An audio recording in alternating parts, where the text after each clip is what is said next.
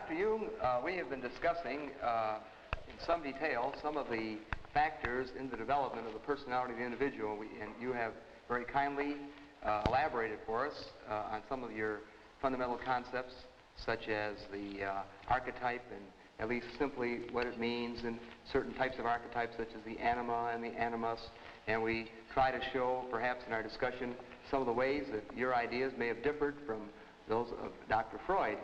Now, another concept or idea that seems to be a very interesting one in your work, at least as I see it, is the term or concept persona.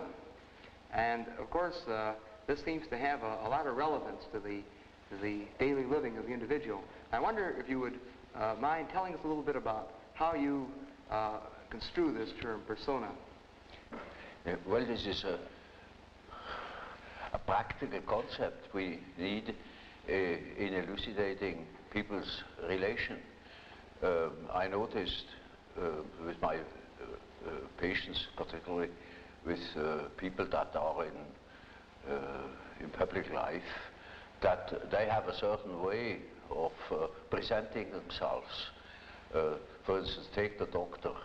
He has a certain way. For instance, he has good bedside manners, and he behaves as one expects a doctor behaves. He may even identify himself with it and believe that he is what he appears to be. Yes. He must appear in a certain form, unless people don't believe that he is a doctor. And so when he's a professor, he's also supposed to behave in a certain way so that it is plausible that he is a professor, you know. So the persona is partially the result of the demands society has. And on the other side, it is a compromise with what one likes to be, or with what, or as one likes to appear. Say. Yes. Take, for instance, a parson. He also has his particular manner, and as corresponding to the general expectation, and he behaves also in another way, combined with his persona that is forced upon him by society in such a way that also his fiction of himself, his idea about himself, is more or less portrayed or represented.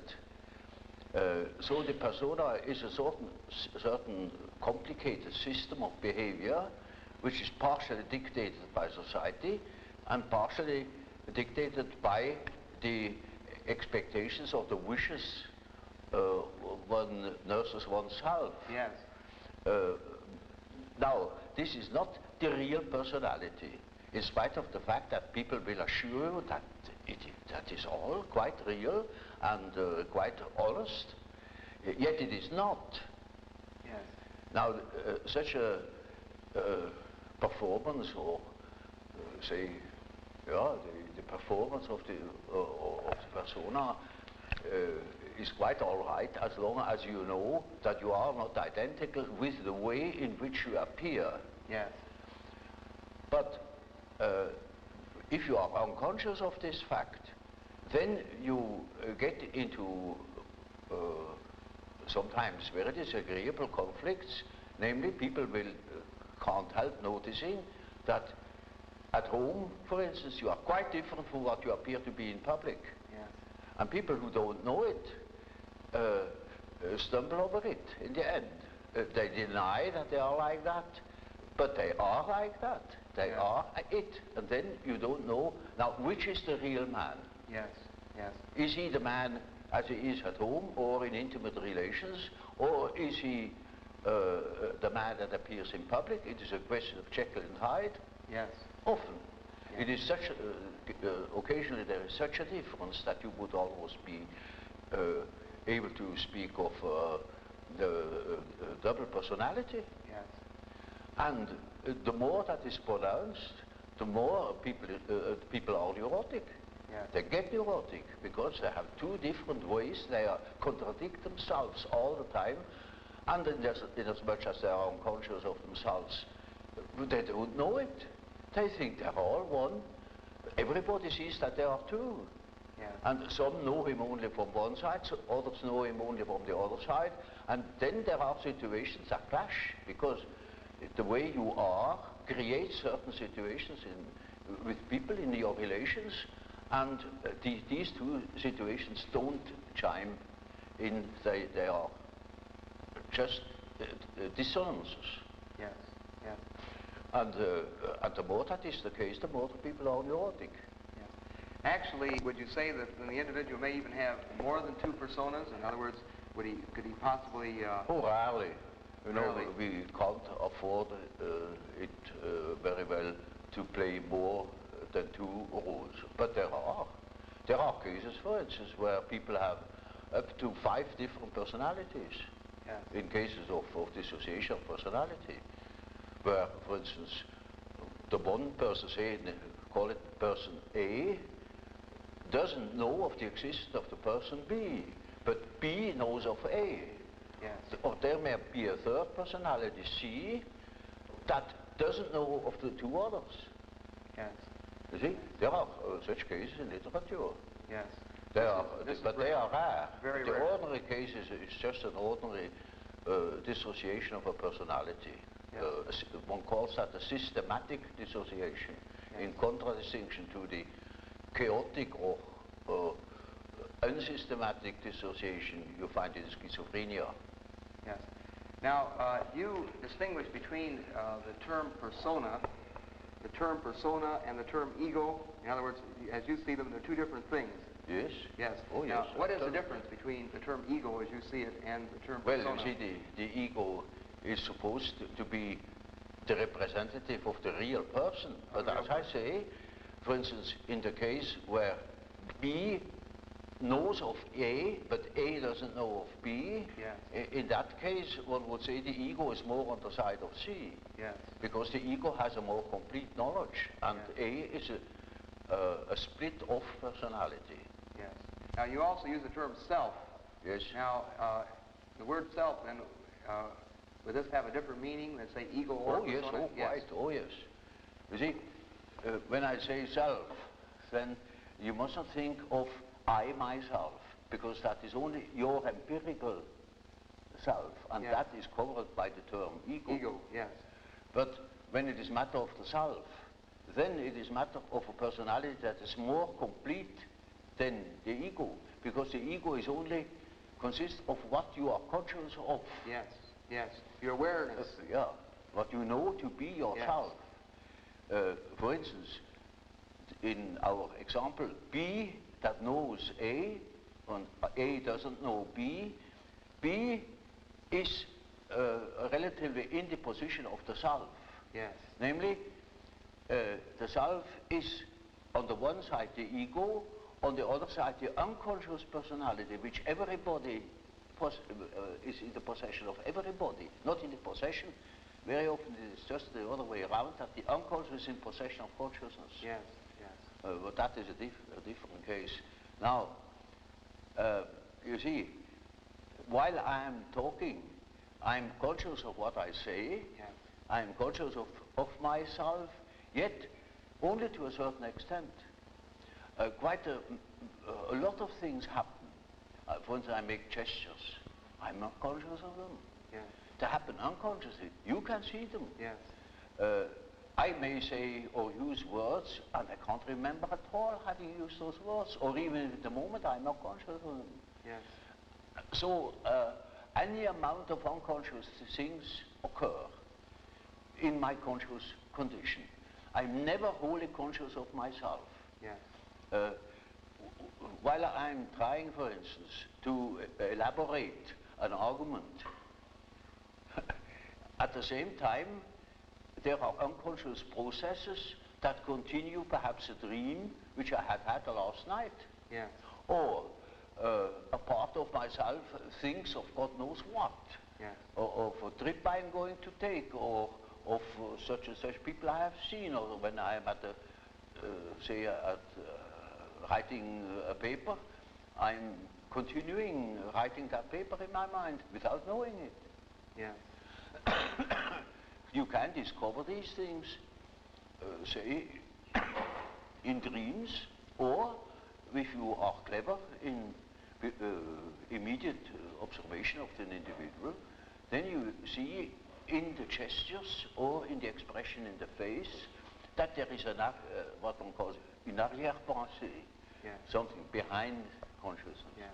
So that you have finally the feeling, well, that man has something up his sleeve.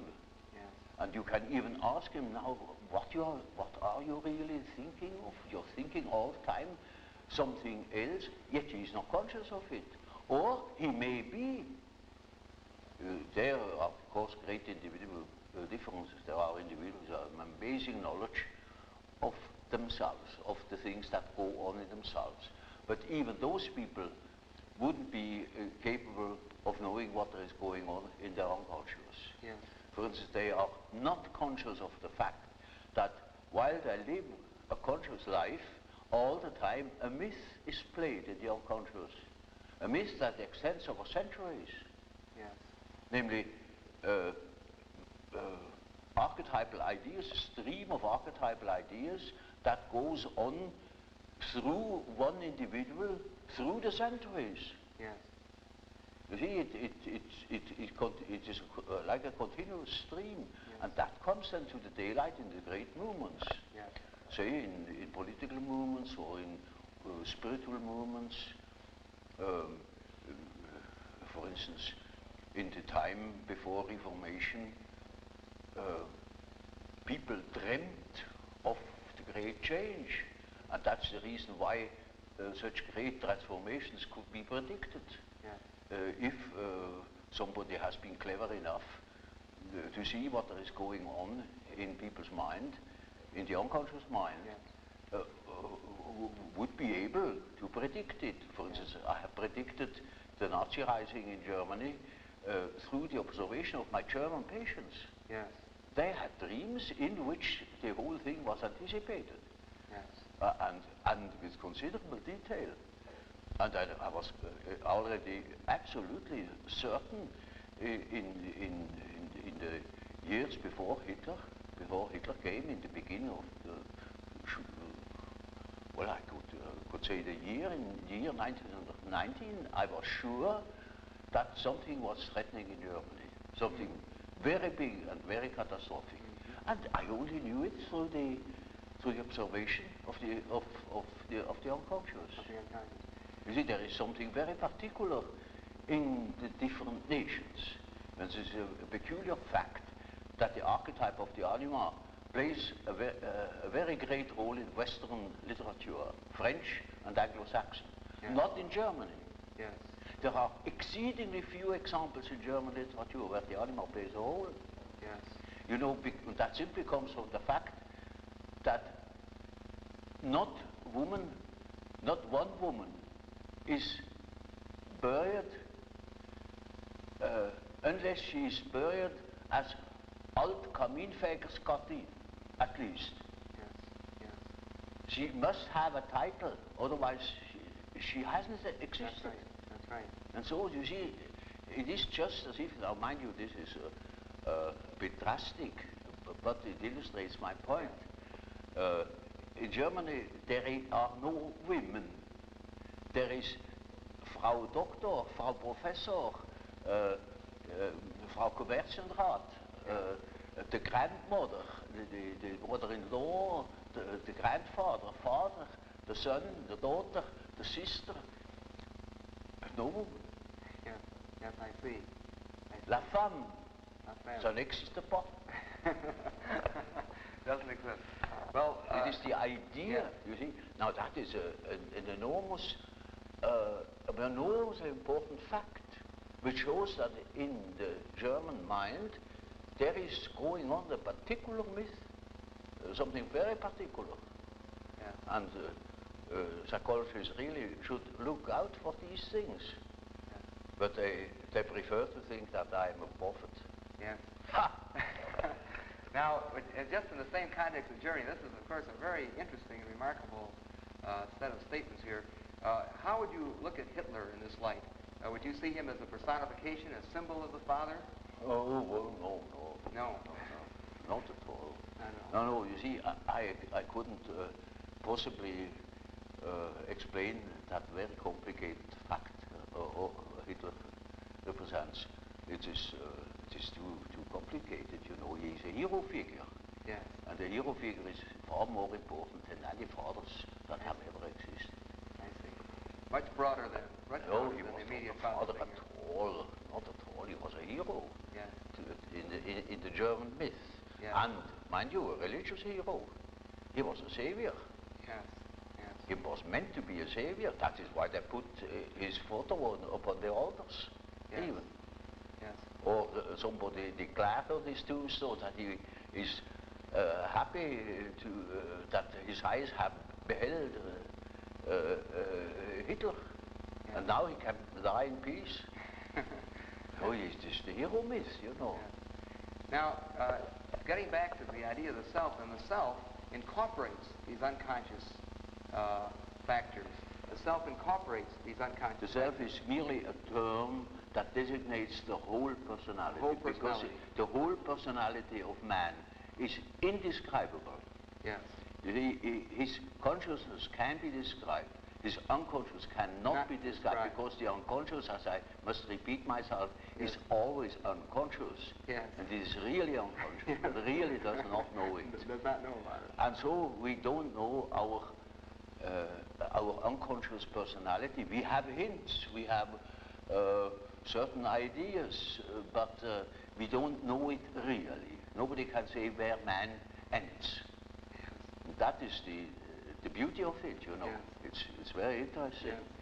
Yes. The unconscious of man can reach God knows where. There we are going to make discoveries. Yes. Yes. Now, another set of ideas, which of course are very, very well known to the world, that of course you have originated, center around the terms introversion and extroversion. Yeah. And I know that you're aware of the fact that these terms have now become so widely known that the man on the street is using these terms constantly in describing his wife or his friends and so on and so forth. It's become probably the most used psychological concepts by the layman that we have. Oh, like the word complex. I have invented it too. Yes, Also that's their right. association experiments. Yes, that's right. Well, you see, this is simply practical, because there are certain people who definitely are more influenced by their surroundings than by their own intentions. While there are other people who are more influenced by the subjective factor.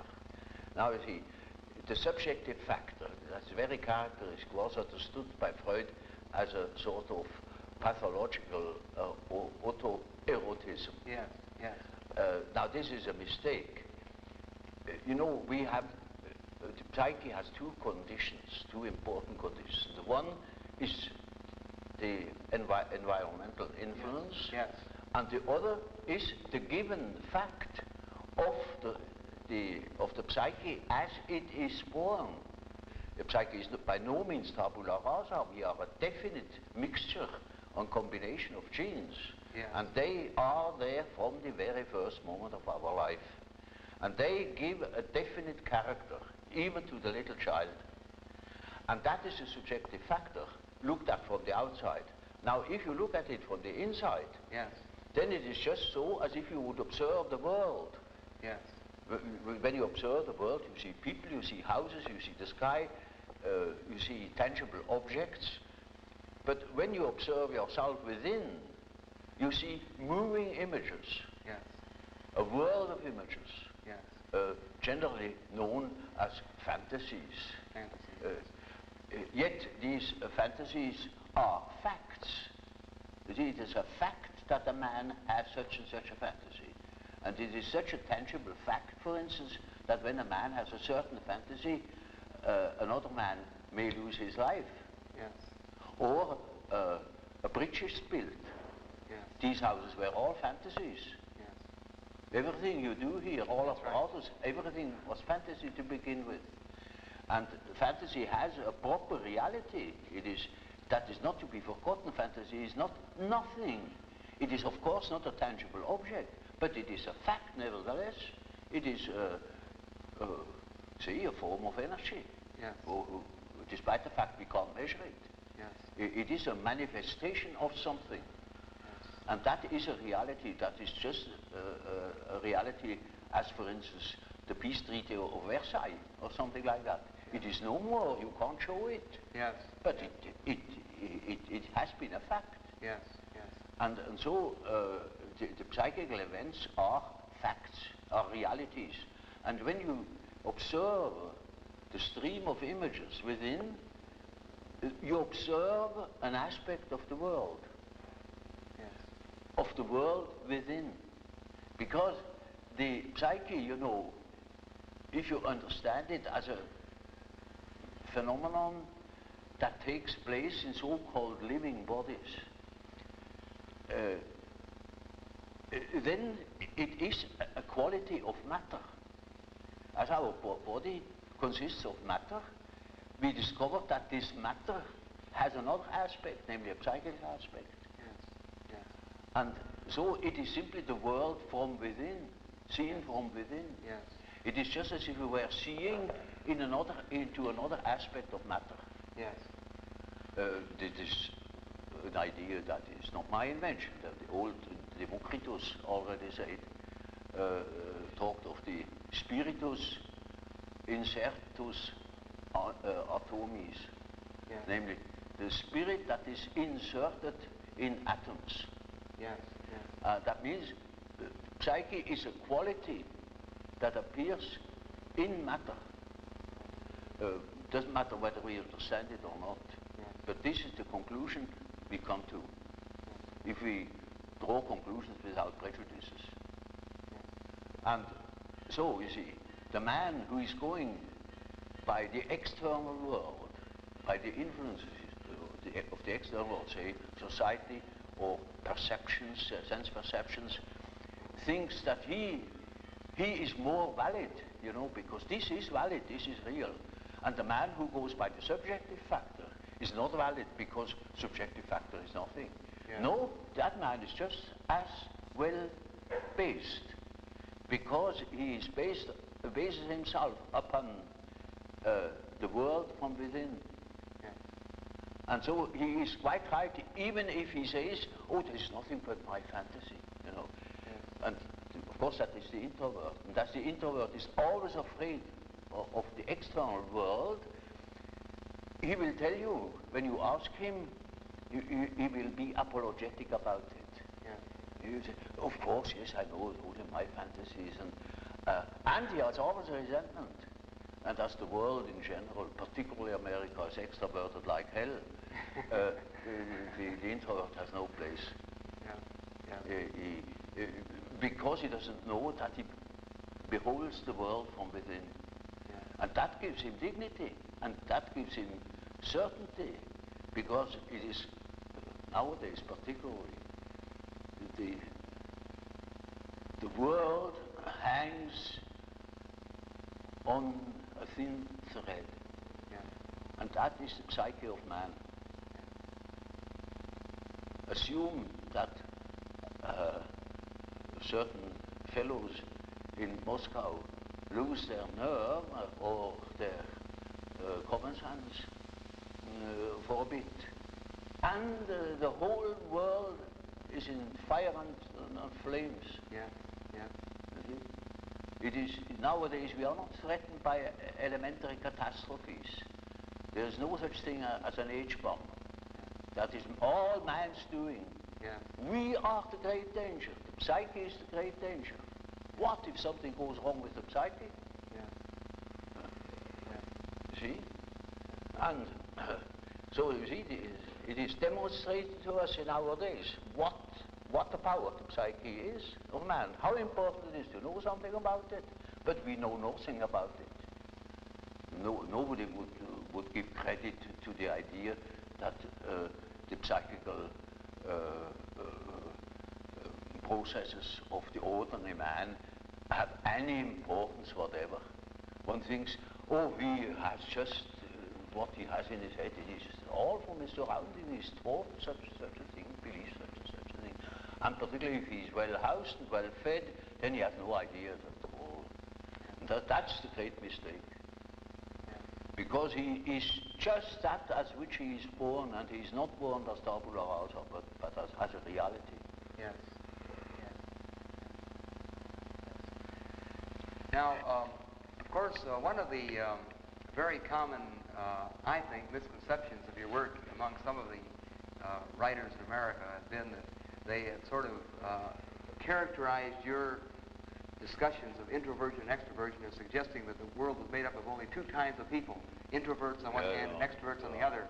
And I'm sure you've been aware of, in many of our people looking at things this way. And of course, would you like to comment about that? In other words, would you perceive the world being made up of only people or extreme introverts, people that are extreme extroverts? Well, Bismarck once said,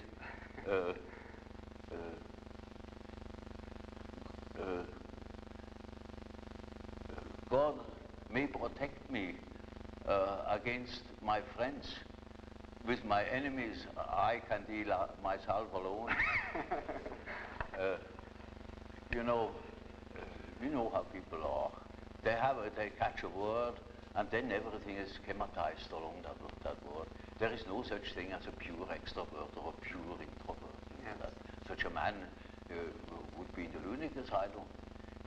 Those are only terms to designate a certain penchant, a certain tendency.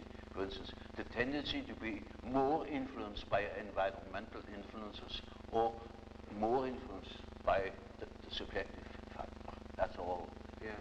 And you see, there are people who are very well balanced and are just as much influenced from within as they are from without, yes. or just as little. Yes. And so with all the finer classifications, Yes. they are only sort of point de repère, points for orientation. Certainly then, this whole matter of extremes, introversion, extroversion, as you say, it's sort of a schematic approach to sort of hang an idea on, an approach. Yeah. But it would be, as you say, ridiculous to say You that see, people... my whole scheme of typology is merely a sort of orientation. Namely, there is such a factor as introversion, there is such a factor as extroversion. The classification of individuals means nothing at all.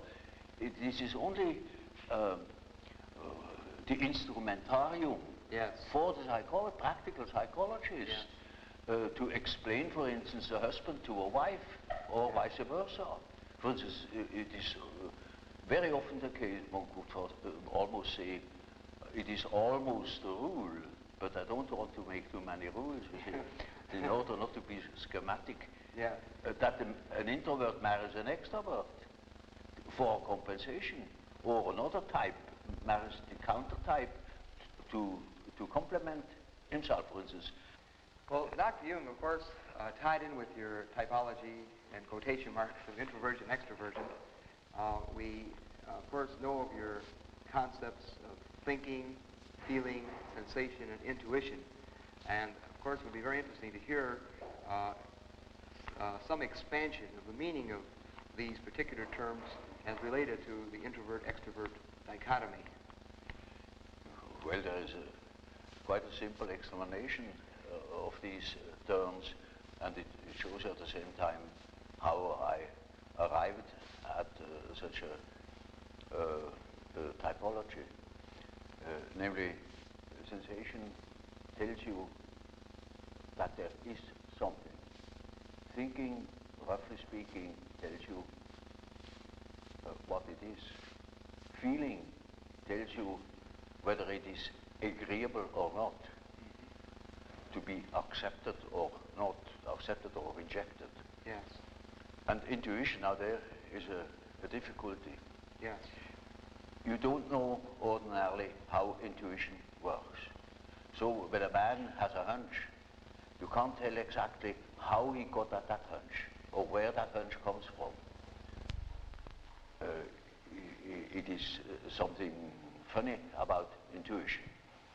I will tell you a little story. I had two patients the man was a sensation type, and the woman was an intuitive type. Of course, they felt attraction.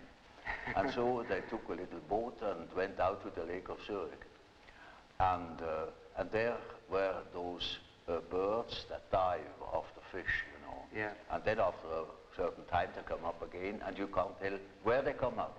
And so they began to bet who was the first to see the bird. Now, you would think that the one who observes reality very carefully, the sensation type, would of course win out. Yeah. Not at all. The woman won the bet completely. Yeah. She was beating him on all points. Yeah. Because by intuition she knew it before. I see. See? Now, how is that possible?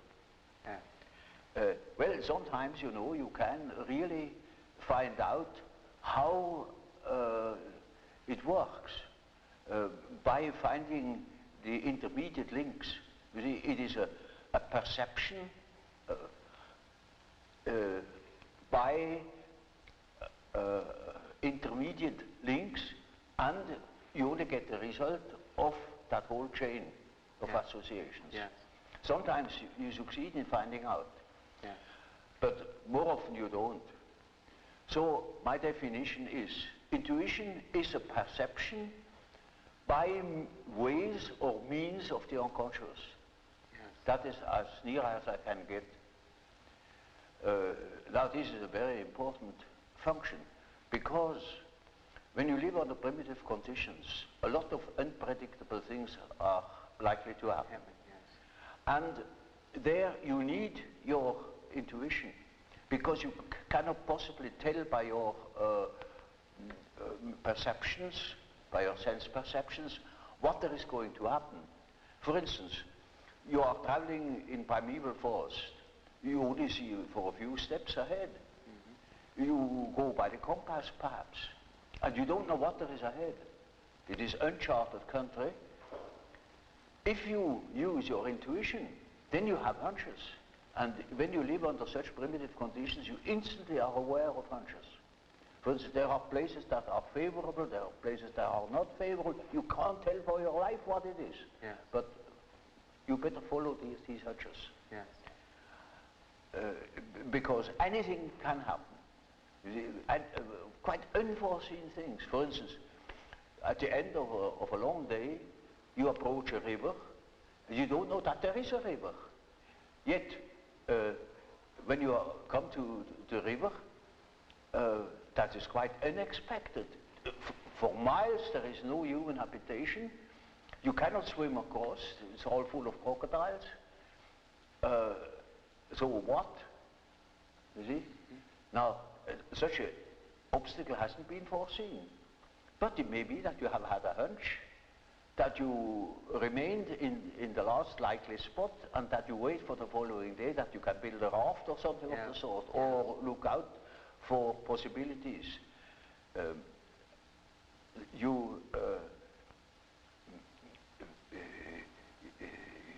For instance, you also can have intuitions that constantly happens in our jungle called a city. Yeah. You can have a hunch something is going wrong, particularly when you are driving an automobile. Yeah. For instance, it is a day where nurses appear in the street. Yeah. And they always try to get something interesting like a suicide, you know, to be run over. That's what marvelous, apparently. Yeah. And then, you know, you get a peculiar feeling, and really, at the next corner already is a second nurse that runs in front of the automobile. Yeah. You see, duplicity of cases, you know, that is a rule, you know, that such chance happenings come in groups. Yeah. And so you see, we have constantly warnings, hints that are considered consist perhaps in a slight feeling of uneasiness, uncertainty, fear. Now, under primitive circumstances, you pay attention to these things. They mean something. With us in our man-made, absolutely, apparently safe conditions, we don't need that function so very much. Yes. Yet we still use it. So you find intuitive types, for instance, amongst bankers, Wall Street men. Yeah. They follow hunches, you know, gamblers of all descriptions. Yeah. You find the type very frequently among doctors, because it helps them in their prognosis. Sometimes a case can look quite normal, as it were, and you don't foresee any complications. Yet, an inner voice tells you, now look out, here is something not quite all right, you know. Yes. You cannot tell why and how, but we have a lot of subliminal perceptions, you know, sense perceptions. And from those, we probably draw a good deal of our intuitions. But that is perception by the way of the unconscious. Yeah. And you can observe that with intuitive types. You see, intuitive types very often do not perceive by their eyes or by their ears. They perceive by intuition. For instance,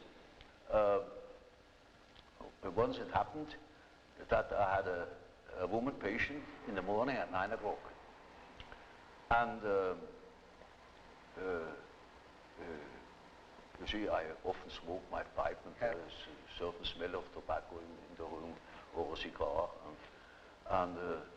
And so she came and said, but you begin early. I said, you call it early at 9 o'clock? But no, you must have seen somebody at 8 o'clock. I said, how do you know? There had been a man there that had come at 8 o'clock already. Then she said, oh, well, I just a hunch. There must have been a gentleman with you this morning. I said, but how do you know it was a gentleman? He said, oh, well, I just had the impression, the atmosphere was just like a gentleman here. Yeah. All the time, you know, the ashtray was under her nose, and there was a half-smoked cigar. Yes. But she wouldn't notice it. Yeah. So you see, the intuitive is a type that doesn't see the stumbling block before his feet, but he's at for 10 miles. Yes.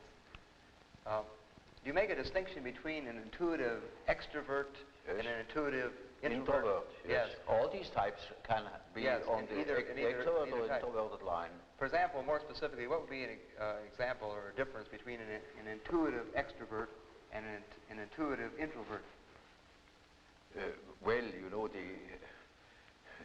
you have chosen a somewhat difficult case, you know, because one of the most difficult types is the intuitive introvert. Yeah, you know. The intuitive extrovert you find among hunters, bankers, gamblers. Yes. That is quite understandable. Yes. But the introvert the introverted variety is more difficult because he has intuitions as to the subjective factor, namely the inner world. Yes. And of course that is now very difficult to understand because what he sees are most uncommon things, and he doesn't like to talk of them. Yes. If he's not a fool, because he would spoil his own game by telling what he sees, because people won't understand it. Yes. For instance, once I had a patient, a young woman, about 27 or 8, and her first words were, when I had seated her, she said, you know, doctor, I come to you because I have a snake in my abdomen. I said, what? She said, yes, a snake, a black snake. coiled up right in the bottom of my abdomen. And I must have made a rather bewildered face at her. And she said, you know, I don't mean it literally, but I should say it was a snake. It was a snake. You see? Now, you see, our further conversation a little later was that she said, that was about in the middle of our treatment, that only lasted for 10 consultations. She had foretold me, I come 10 times, and then it's all right. I said, how do you know? Oh, I got a hunch, she said. Yeah. And really, about the 5th or 6th hour, she said, doctor, I must tell you, the snake has risen. It is now about here. Hunch. And then, on the 10th day, I said, now, this is our last hour. And do you feel cured? And she said, beaming, she said, you know, this morning, it came up and came out of my mouth, and the head was golden. And those were her last words. Now, you see, that same girl, when it comes to reality, she came to me because she couldn't hear the step of her feet anymore. Yes. Because she walked on air. Yes. Literally. Yes. She couldn't hear it, and that frightened her. And when she came to me, I asked her for her address. And then she said, oh, pension so-and-so. Well, it is not just called pension, but it is a sort of pension. And it is, I never had heard of it. Yes. And I said, now, I'm curious, I never have heard of that place. Well, it's a very nice place, she said. Curious enough, there are only young girls there, very nice and very lively young girls. And they have a merry time. I often wish they would invite me to their merry evenings. And I said, but they amuse themselves all alone. I said, oh no, there are plenty of young gentlemen coming in, and they have a beautiful time, but they never invite me. It turned out that it was a private brother. Yes. And she was a perfectly decent girl, you know, of a very good family, not from here. She had found that place, I don't know how. And she was utterly unaware that those were all prostitutes. I said, for heaven's sake, you fell into a very dark place. You hastened to get out of it. You see, that was her sensation. Yeah. You see, she didn't see reality, Yeah. but she had hunches like anything, and they came off. Yeah. Now, you see, such a person cannot possibly speak of her experiences. Yes. Because everybody would think she's absolutely crazy. Yes. I myself was quite shocked when I thought, for heaven's sake, is that case a schizophrenia? Yes. Yes. Because you don't hear that kind of speech. Right. But she assumed that the old man, of course, knows everything, and he even doesn't understands such kind of language. Yeah. So you see, if when the intuitive, the introverted intuitive would speak what he really perceives, then practically nobody would understand it. He would be misunderstood. And so they learn to keep things to themselves. And you hardly ever hear them talking of these things. That is a great disadvantage. But it is an enormous advantage in another way.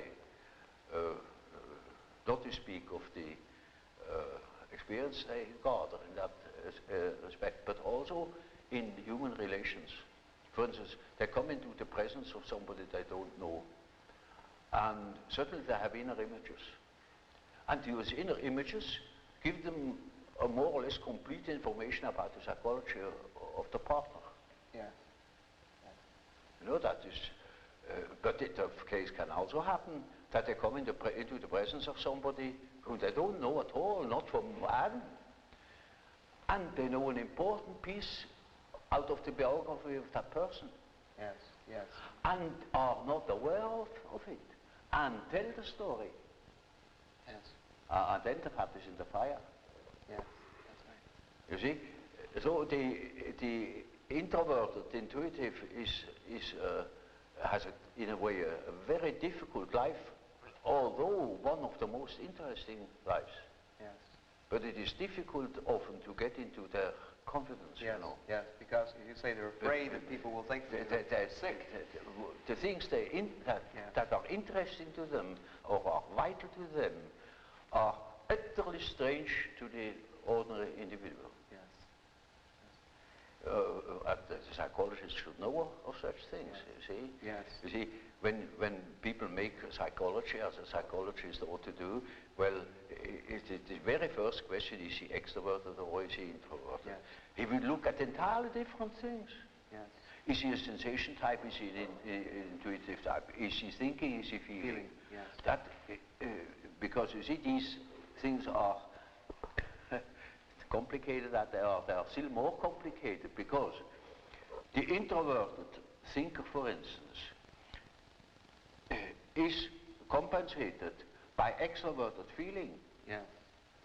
Or by inferior extroverted, archaic extroverted feeling. Yes. So an introverted thinker may be very crude in his feeling life. For instance, the introverted philosopher that is always carefully avoiding women will be married by his cook in the end.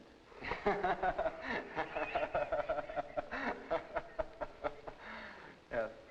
Now, then, in other words, then we can take your introverted, extrovert categories and, in a sense, go through describing a sensation, introvert type, sensation, extrovert type, thinking, introvert type, thinking, extrovert type, and so on. In each case, it stems from really not real categories, but simply, as you say, an approach, something to sort of help us study, a model. Well, it is just a sort of a skeleton. To which you have to add the flesh, or say it is a country mapped out, you know, by triangulation points, and that doesn't mean the country consists of triangulation points. Yeah. That is only in order to have an idea of the distances. Yes. And so it is a means to an end. It only makes sense, such a scheme, when you deal with practical cases. Of course, you're familiar with the work of Dr. J.B. Rhine at Duke University. Yes. And of course, some of his work in extrasensory perception and clairvoyance, as he calls it, mental telepathy, you know, and so on and so forth. Some of the descriptions in his work sound quite a bit at times like intuitive function operating. And in terms of your knowledge of this work, would you say that a person who has clairvoyance, in a sense, would then be an intuitive type? A person who, in his experiment, is more likely to... That's quite probable. Or it can be a sensation type, say an extroverted sensation type that is very much influenced by the unconscious. I see.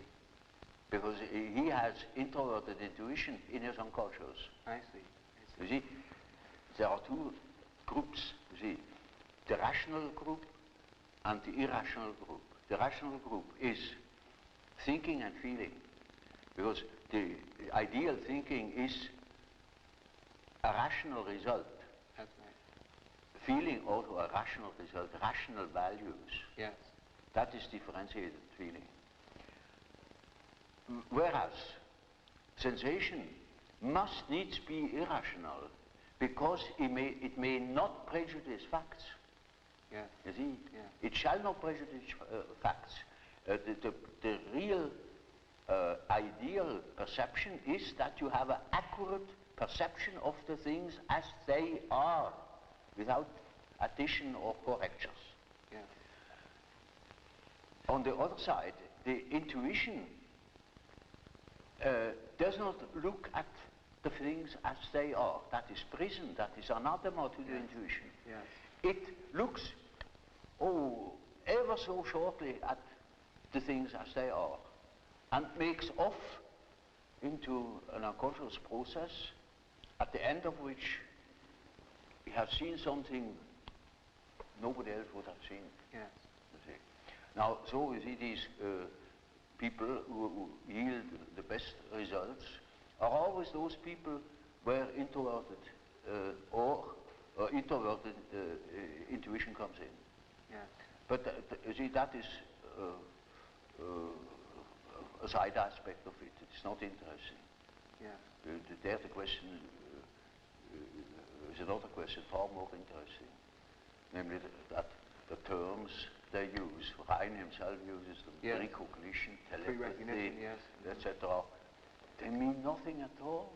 Yes. They're words. But he thinks he has said something when he says telepathy. Yes.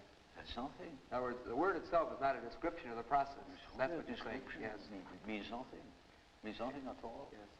Now, of course, a lot of the things that you're describing, I think often scientists will say, well, this is due to chance occurrences, chance factors. And Rhine, in his own work, used statistical methods.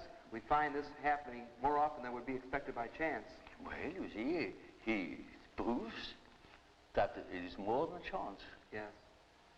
It is statistically graspable. Yes. And that is the important point. Yes. And that hasn't been contradicted. Yes. You see, there was such a poor sap who, that happened in England. That man said, "Oh, Rhine, oh, that's nothing but guesswork." Exactly.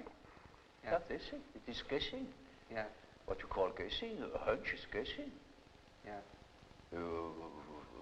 A bit of definite guess, a definite guess, you know, is a hunch, you know. Yes. Just that. Yes. But that means nothing. Yes. You see, the point is that it is more than merely probable. Yes. It is not, it is beyond chance. And that is the great problem. But you know, people hate such problems they can't deal with. Yes. They're not concrete. They're not in front of them. They can't deal with it. Yes. Even Rhine doesn't understand my argument in that respect, because it is a relativation. Now I'm going to say something which in these sacred rooms is anathema. a relativation of time and space through the psyche. And that's the fact. And that is what Rhine has made evident. Yeah. Now swallow that. Well, that's difficult. Yes. Well, may I go a little further and for some of your recent work, which is indeed very profound, and it is not too well known to many of our students as yet. Of course not. And of course, nobody reads these things. Only the general public. And because my books are at least sold. I'm referring now to the concept of synchronicity, which you have discussed, and which would have some relevance at this point in our discussion.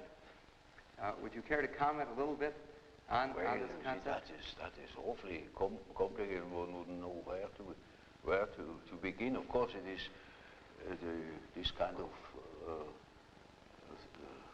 thinking has been started long ago, and when Rhine brought out these results, I thought now we have at least a more or less dependable basis to argue on, you know.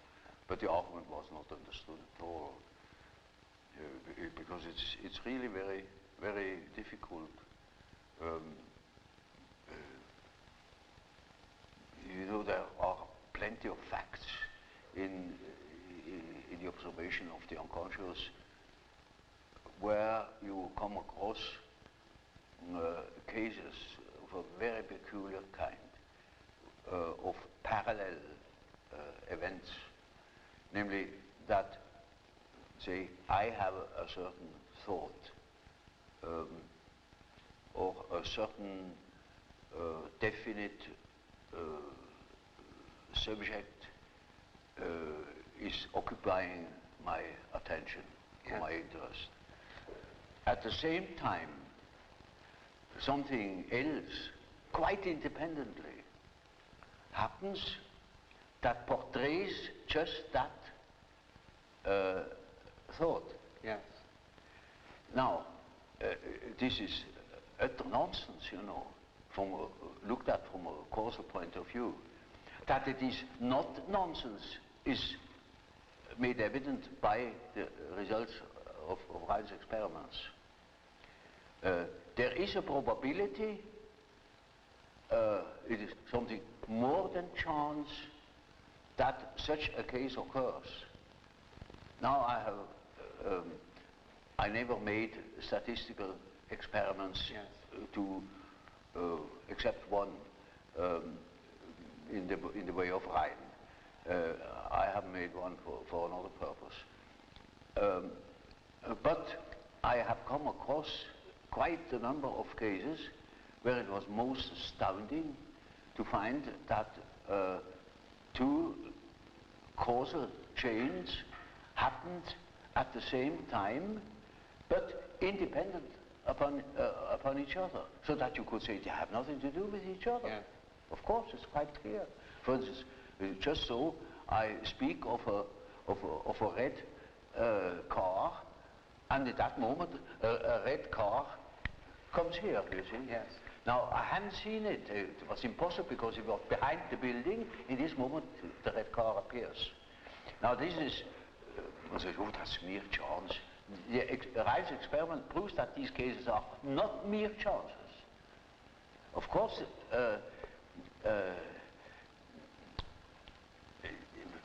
many of these things are occurrences where we cannot apply such an argument, otherwise we would be superstitious. We can't say, now this car has appeared because here was some remarks have been made about the red car. Yes. It's not cause and effect. Oh, this is a miracle that the Yes. red car appears. It is not, it is chance, Yes. just chance. But these chances happen more often than chance allows. Yes. And that shows that there is something behind it. Yes. So you see, Rhine has a whole institute, and with many Yes. co-workers, Yes. and has the means. We have no means here, you know, and I had no means to make such experiments. Otherwise, I probably would have done them. But this just was physically impossible. So I had to content myself with the observation of facts. I began an examination of the human attitudes, namely how our consciousness functions. I couldn't help seeing, for instance, the difference between Freud and Adler. Typical difference. The one assumes that the things evolve along the line of the sex instinct. The other assumes that things evolve along the line of power drive. And there I was in between the two, but I could see the justification of Freud's view. I could also see the same for Adler. And I knew that there are plenty of other ways in which things could be envisaged. And so I considered my scientific duty to examine first the condition of the human consciousness that is the originator of ways of envisaging. It is the factor that produces attitudes, conscious attitudes towards certain phenomena. So when you know, for instance, that there are people who see the difference between red and green, you can take it for a fact that everybody sees that difference. Not at all. There are cases of daltonism, and so on, you know. The one sees this, the other sees that, and I tried to find out what the principal differences were. And that is the book about the types. And so first is introverted and extroverted attitude, then the functional aspects, namely which of the four functions is predominant. Now mind you, these four functions were not a scheme I had invented and applied to psychology. On the contrary, it took me quite a long time to discover that there is another type, but the thinking type. This I thought my type is of course that is human. It is not. There are other people who decide the same problems I had to decide in an entirely different way. They look at things in an entirely different way. They have entirely different values. They are, for instance, feeling types. And so, after a while, I discovered that there are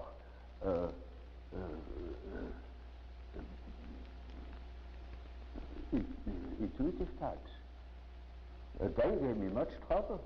It took me over a year to become somewhat clear about the existence of intuitive types.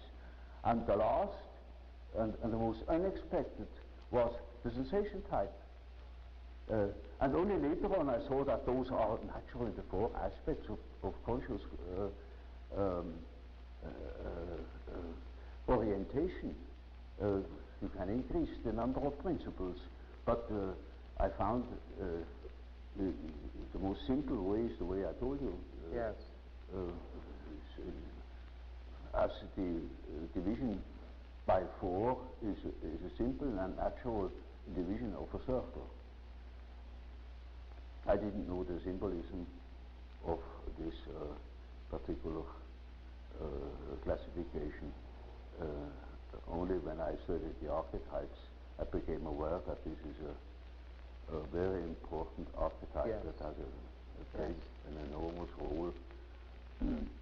I also found in the study of the types that it gives us a certain lead as to the personal nature of the unconscious, the personal quality of the unconscious in a given case. For instance, take an extrovert.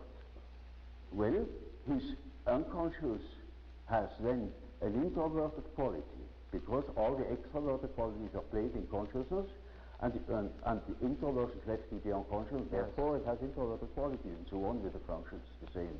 Yes. That gave me a lead of the diagnostic value. It helped me to understand my patients. Well, Professor Jung, we have been discussing many of the very fundamental ideas in your theories, such as anima and animus, and of course being representative of the whole idea of archetypes, as you explained it so interestingly.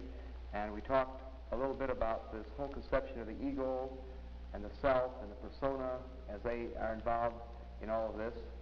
And as we speak, of course, it begins to point to the direction of the sort of question that is so important as we try to understand the individual. And this centers around the problem of motivation, why the person does what he does. Now, to a great degree, you've already talked about this when you talked about archetypes and this whole matter. Now, in the work of Dr. Freud, he spoke of libido as an energy, and earlier we spoke of libido and the fact that you felt that it was more than just sexual energy. You thought it to be something much broader. Now, you have certain principles about psychic energy which are indeed very provocative. Now, one of this principle is, I believe you referred to as the principle of entropy. Entropy. Well, you know, only I allude to it. Yes, yes.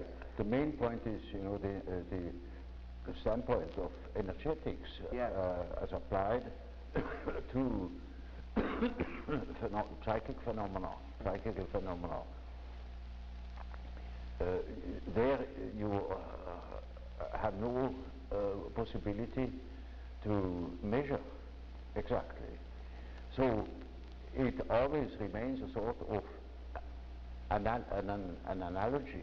As Freud, for instance, uses the term libido in the sense of a sexual energy. Yes. And now that is not quite correct. You see, if it is sexual, then it is a power, like electricity, or any other form of manifestation of energy. Yes. Now, energy is a concept. Yes. Energy is a concept by which you try to express the analogies of all power manifestations, namely that they have a certain quantity, a certain intensity, and that there is a flow in one direction, namely to the ultimate suspension of the opposites. For instance, low, high height, a lake on a mountain flows down until all the water is down, you know, and then it is finished. Yes. And so, you see, something similar is the case in psychology, that you see it from the fact that we get tired from intellectual work, or from consciously living, and then we must sleep in order to restore our powers. And it's just, I said in the night, as if the water was pumped from the lower level to a higher level, you know, so that he can work again the next day. Yes. Of course, that simile is limping too. Yes. So it is only in an analogous way that we use the term energy. Yes. And I used it because I wanted to express the fact that the power manifestation of sexuality is not the only power manifestation, because you have another drive, say the drive to conquer, or to drive to aggression, or something of the sort. Yes. Or there are many forms, you see. For instance, to take animals, the way they are building their nest, the urge of the traveling bird, you know, that migrates. Now, all they are driven by a sort of energy manifestation. I see. And you see, the meaning of the word sexuality would be entirely gone if everything is that. So Freud himself saw that this is not applicable everywhere, and later on he corrected himself by assuming that there are also ego drives. Ego drives, yes. You see, now that is something else. Yes. That's another manifestation. Now, in order not to presume or to prejudice things, I speak simply of energy. An energy. It is a quantity of energy that can manifest via sexuality or via any other instinct. Any other type of drive, yes. Yes. And that is the main feature, not the existence of one single power. I see. Because that is not warrantable. Yes. Now, another thing about motivation, or the condition which arouse and direct and sustain the individual, there seems to be two views that we find in much of our psychology in America today. Now, one is might be called an historical view, where we try to look in the history and development of the individual for answers to why he is doing certain things at the moment. Yes. Then we have another view, which was postulated and discussed by Dr. Kurt Lewin, Dr. Kurt Lewin, which is sort of a field theory. He thinks that the history, the past, is not important motivation, but all conditions which affect the individual at that moment. We can predict behavior by knowing all the conditions of that moment, but we don't have to go back to the past to understand why the person does what he does. Now, would you think that this present field idea of Dr. Lewin has any virtue? Does it make any sense? Obviously, you see, I always insist that even chronic neurosis has its true cause in the moment. In the moment. Now. The neurosis is made every day by the wrong attitude the individual has. But that wrong attitude is a historical fact. That means to be explained historically by things that have happened in the past. Yes. But that is one-sided too, because the all psychological facts are oriented not only to a cause, but also to a certain goal. Goal, yes. You see, they are in a way teleological. Yes. Namely, they serve a certain purpose. Yes. And so, his wrong attitude can have originated in a certain way long ago. Yes. But it wouldn't exist today anymore if there were not immediate causes and immediate purposes that keep it alive today. Yes. Yes, I see. So a neurosis can be finished suddenly on a certain day, despite of all causes. Yes. One has observed in the beginning of the war, cases of compulsion neurosis that have lasted for many years, yes, suddenly were cured. Yes. Yes. Because they got into an entirely new condition. It is like a shock. You see that with shock. Even the schizophrenia can be vastly improved by a shock. Yes. Yes. Because that's a new condition.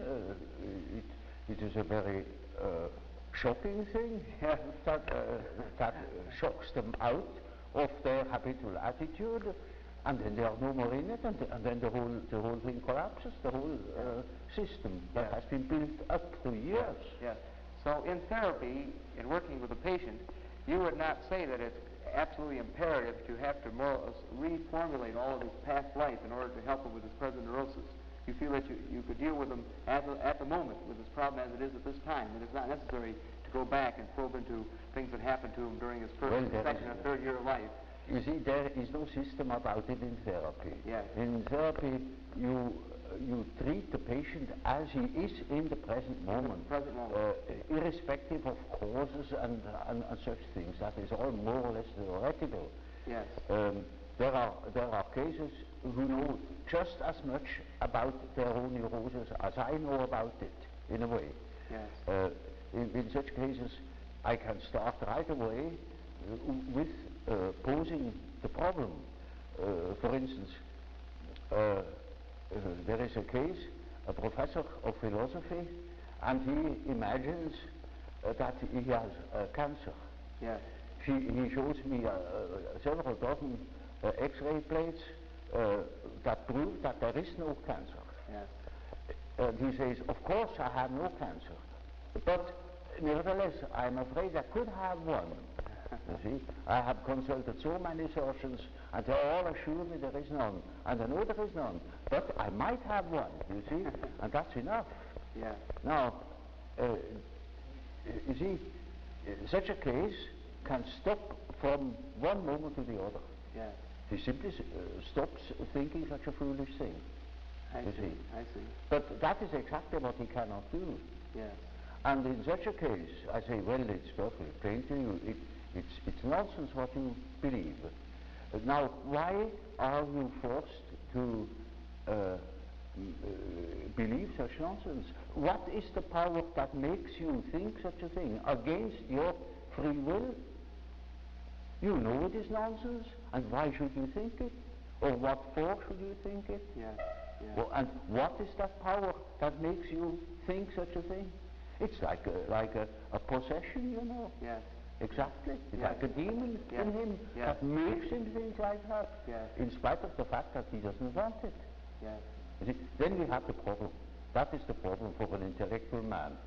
And then I say, now, you see, you don't know, you have no answer. Yes. I have no answer. Yes. Now what are we going to do? Yes. I say, now we must see what you dream. Because the dream is a manifestation of the unconscious side. Now he never had heard of the unconscious side. So I must explain to him that he has an unconscious, and that the dream is a manifestation of it, and if we succeed in analyzing the dream, we might get an idea about that power that makes him think like that. I see. You see? In such a case, one can begin right away with the analysis of dreams. Yeah. And in all cases that are a bit serious, mind you, this is not a simple case, this is a very serious and difficult case, in spite of the simplicity of the phenomenology, of the symptomatology. Yes. In all cases, after the preliminaries, as it were, history of the family, the medical anamnesis, etc., we come to that question. What is it in your unconscious that makes you wrong? Yes. That hinders you to think normally? Yes. And then we are there where we can begin with the observation of the unconscious. And then, day by day, one goes on by the data the unconscious produces. Yes. You see, we discuss the dream, and that gives a new surface to the whole problem. And he will have another dream, and the next dream gives again an answer, because the unconscious is in a compensated relation to consciousness. And after a while, we get the full picture. Yes. And if he has the full picture and has the necessary moral stamina, well, then he can be cured. I see. But in the end, it is a moral question whether a man applies what he had learned or not. Yes. So you see then, in a sense, in this situation, the unconscious plays a very important part. The unconscious which is found in the dream. But as you see it then, what you have found in the dream is not necessarily then a image or symbol of what has happened in the past in his particular life. Not at all. It is just the symbol of the symbol is not, you see, that is a special term. It is the manifestation of the situation of the unconscious, looked at from the unconscious. I see. You see, I tell you, for instance, something which is my personal or subjective view. Yes. And if I ask myself, now, are you really quite convinced of it? Well, I must admit I have certain doubts. Yes. There are certain doubts. Not in the moment when I tell you, but these doubts are in the unconscious. And when I have a dream about it, these doubts come to the foreground in my dreams. Yes. And that is the way the unconscious looks at the thing. Yes, yes. It is just so as if the unconscious would say, oh yes, that's all very well what you are stating, but you omit entirely such and such a point.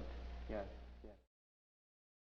Now, as the unconscious acts on this present situation, now looking at this thing in motivational, broad motivational terms, now this effect of the unconscious is not something which is the result of repression in the same way the orthodox psychoanalyst looks at it all, then, as you say. No, it may be, you know, that what the unconscious has to say is so disagreeable that one prefers not to listen. Yes. And in most cases, people would be probably less neurotic if they could admit the things, because these things are always a bit difficult or disagreeable or inconvenient or something of the sort. So there is always a certain amount of repression, but that is not the main thing. Not the main thing is that they are really unconscious. Yes. And you see, if you are unconscious about certain things that ought to be conscious, then you are dissociated. I see. And then you are a man whose left hand never knows what the right is doing, and counteracts or interferes with the right hand. Yes. Now such a man is hampered all over the place. Yes, yes. Now, looking at the unconscious in this way, of course this is, as you say, it's unconscious, how can we know about it? Yeah. But trying to, just for that moment, as an illustration, would a particular individual, we might say, who has been brought up in a culture such as the culture of India, a particular individual in India, if we could examine his unconscious, would it be, in many respects, say, similar to the unconscious of a particular individual who was, say, lived in Switzerland all of his life? In other words, you spoke earlier about these universals. Yes. Would there be a great deal of equivalence between the unconscious of a particular individual who has been raised in one culture and another individual who was raised in an entirely different culture? Yes. Well, you see, that question is also complicated, because when we speak of the unconscious, we almost should say which unconscious, namely, is it that personal unconsciousness which is characteristic for a certain person, for a certain individual? Yes, so that you have the personal unconscious. This is one unconscious. That is a personal unconscious. And you call it the personal. And in treatment, for instance, in the treatment of neurosis, you have to do with that personal unconscious for quite a while. And then only dreams come that show that the collective unconscious is touched upon. Now, as long as there is material for personal nature, you have to deal with the personal unconscious. Yes. But when you get to say to a question, to a problem, which is no more merely personal, but also collective, you get collective dreams. Yes. Now, the distinction then between the personal unconscious and the collective unconscious then is that the personal is could be more involved with the immediate life of the individual, Oh, yes. and the collective would be universal, would be the same, would have elements of all men. It would be collective. Collective in the For instance, you know, every society has collective problems, Yes. collective convictions, and so on. Yes. Now, we are very much influenced by them. Yes. For instance, you belong to a certain political party or Yes. to a certain confession. Yes. And that can be a serious determinant of your behavior. Yes. Now, as long as your personal conflict doesn't touch upon it, it's no question, it doesn't appear. But the moment you transcend your personal sphere and come to your unpersonal determinants, say to the question, a political question, or any other social question, which really matters to you, then you are confronted with a collective problem, and then you have collective dreams. Yes. I wonder if it would be too presumptuous of me to ask if you could, for the moment, think of an actual case of perhaps a patient or a friend in which you might show us rather specifically how the personal and the collective unconscious were acting in, say, his neurosis or perhaps in a problem that he may have had Well, at the moment. you see, there is an enormous amount of personal dreams, for instance, and I couldn't possibly tell you just a moment, simply for embarras de richesse. There are millions of such personal dreams that simply deal, for instance, with the fact how your relation is to your father or to your mother or to your wife or and so on, with all sorts of individual variations. Now, but suppose a patient comes to that level, or that his conflict begins to become really very serious, so that his mind might suffer. Then he can have a collective dream, in which clearly mythological motives appear. I see. There are plenty of examples in literature. The book, you know, an introduction to the psychology of the unconscious, there are such dreams. And that can be, I remember, for instance, a case, was a very learned man and very rational. And he had, of course, a lot of personal problems, and but they got so bad that he got into very disagreeable relations to his whole surroundings. He was, for instance, a member of a society, and he got into a brawl with the people of that society, you know. And it was very quite shocking. Now, he started with collective dreams.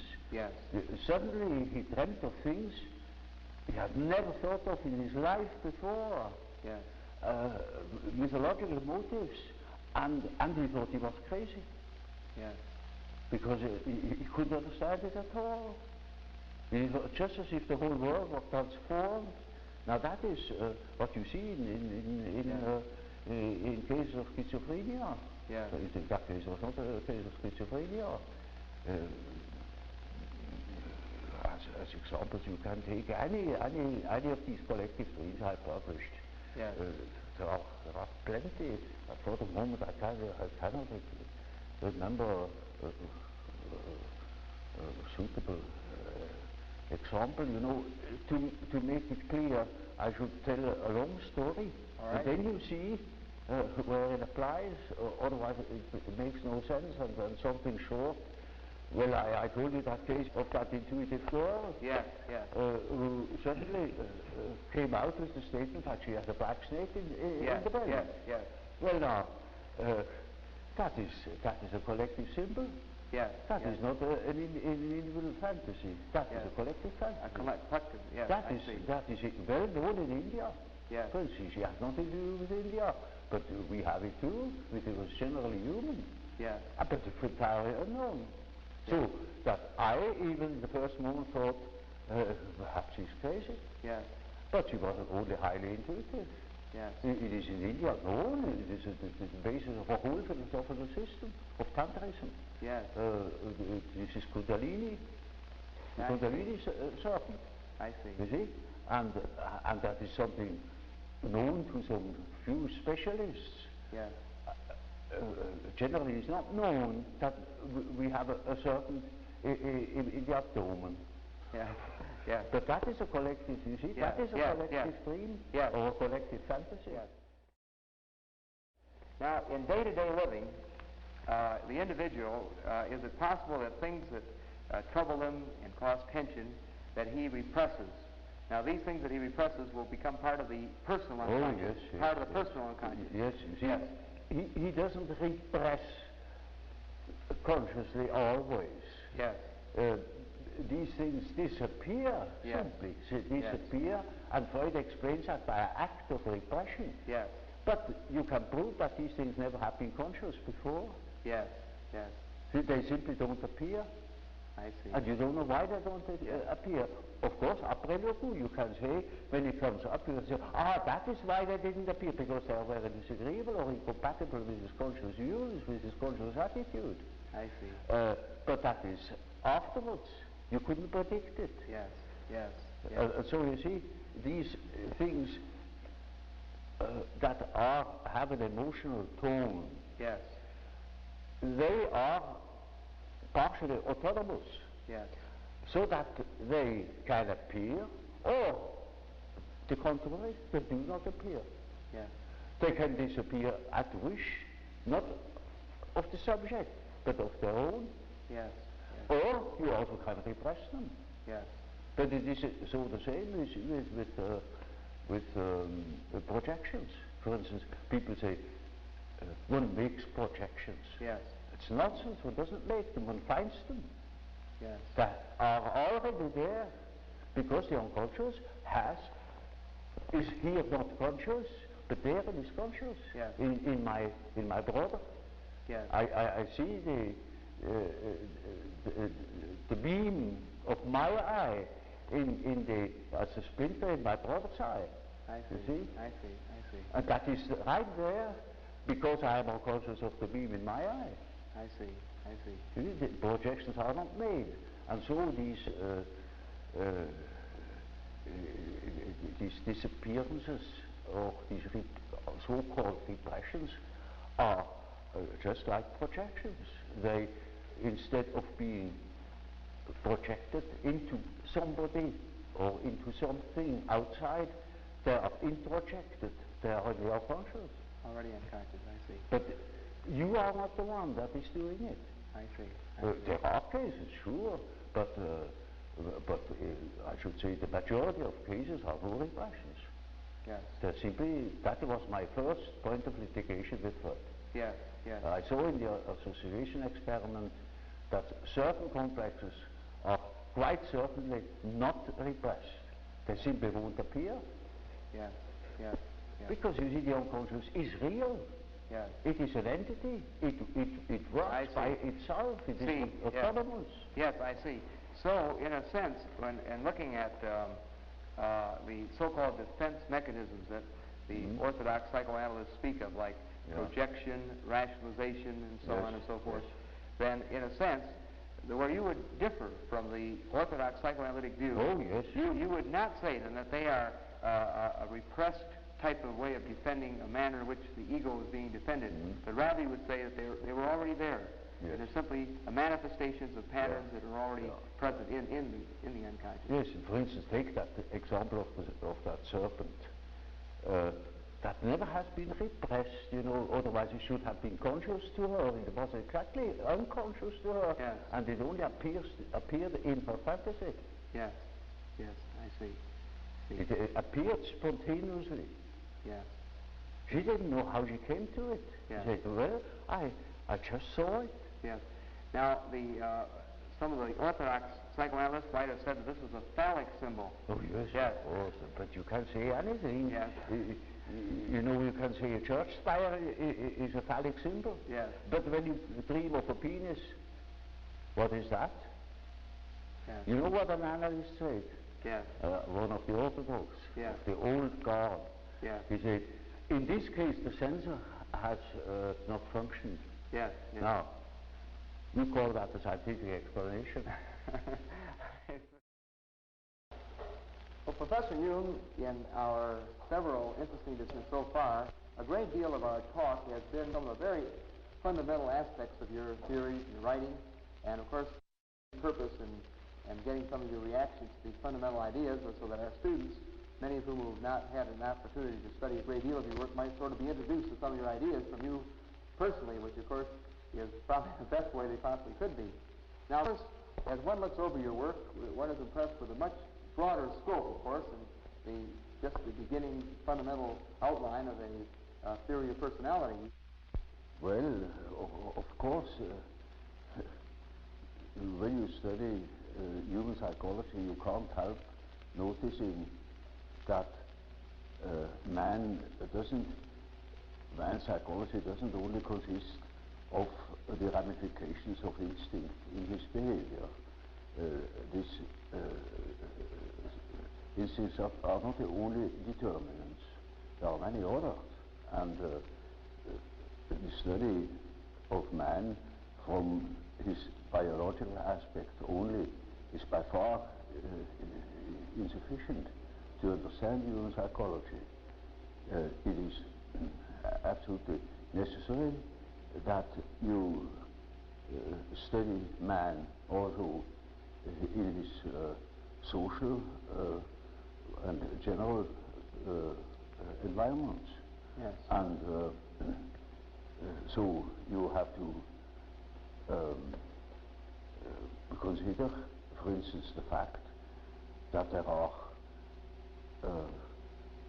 different kinds of society, different kinds of nations, different traditions, and to that purpose it is absolutely necessary that one treats the problem of the human psyche from many standpoints, and each is a most considerable task, naturally. Thus, when I, after my association experiments, when I realized that there is obviously an unconscious, the question arose, now what is this unconscious? Does it consist merely of rests, of remnants, of conscious activities, or are there things that are practically forever unconscious? In other words, is the unconscious a factor in itself? And I soon came to the conclusion that the unconscious must be a factor in itself, because I observe time and again that, for instance, people's dreams or schizophrenic patients' delusions and fantasies contain the motives which they couldn't possibly have acquired in our surroundings. This depends upon the fact that the child is not born tabula rasa, but it is a definite mixture of or combination of genes, and the gene, although the genes seem to contain chiefly dynamic factors, arrangeurs of a certain behavior, they have a tremendous importance also for the arrangement of the psyche. The psyche too, inasmuch as it appears naturally.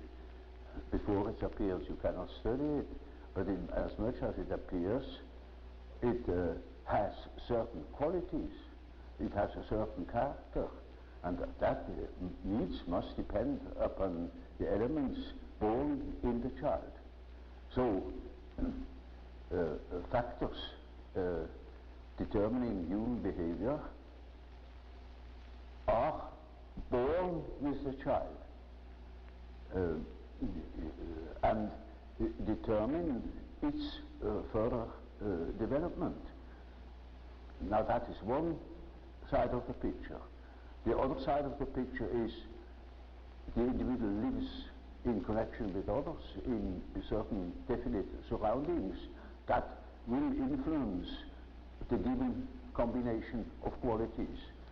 And that is now also a very complicated factor, because the environmental influences are not merely personal. There are any amount of objective factors, the general social conditions, laws, convictions, ways of looking at things, of dealing with things. Now, these things are not of an arbitrary character. They are historical. There are historical reasons why things are as they are.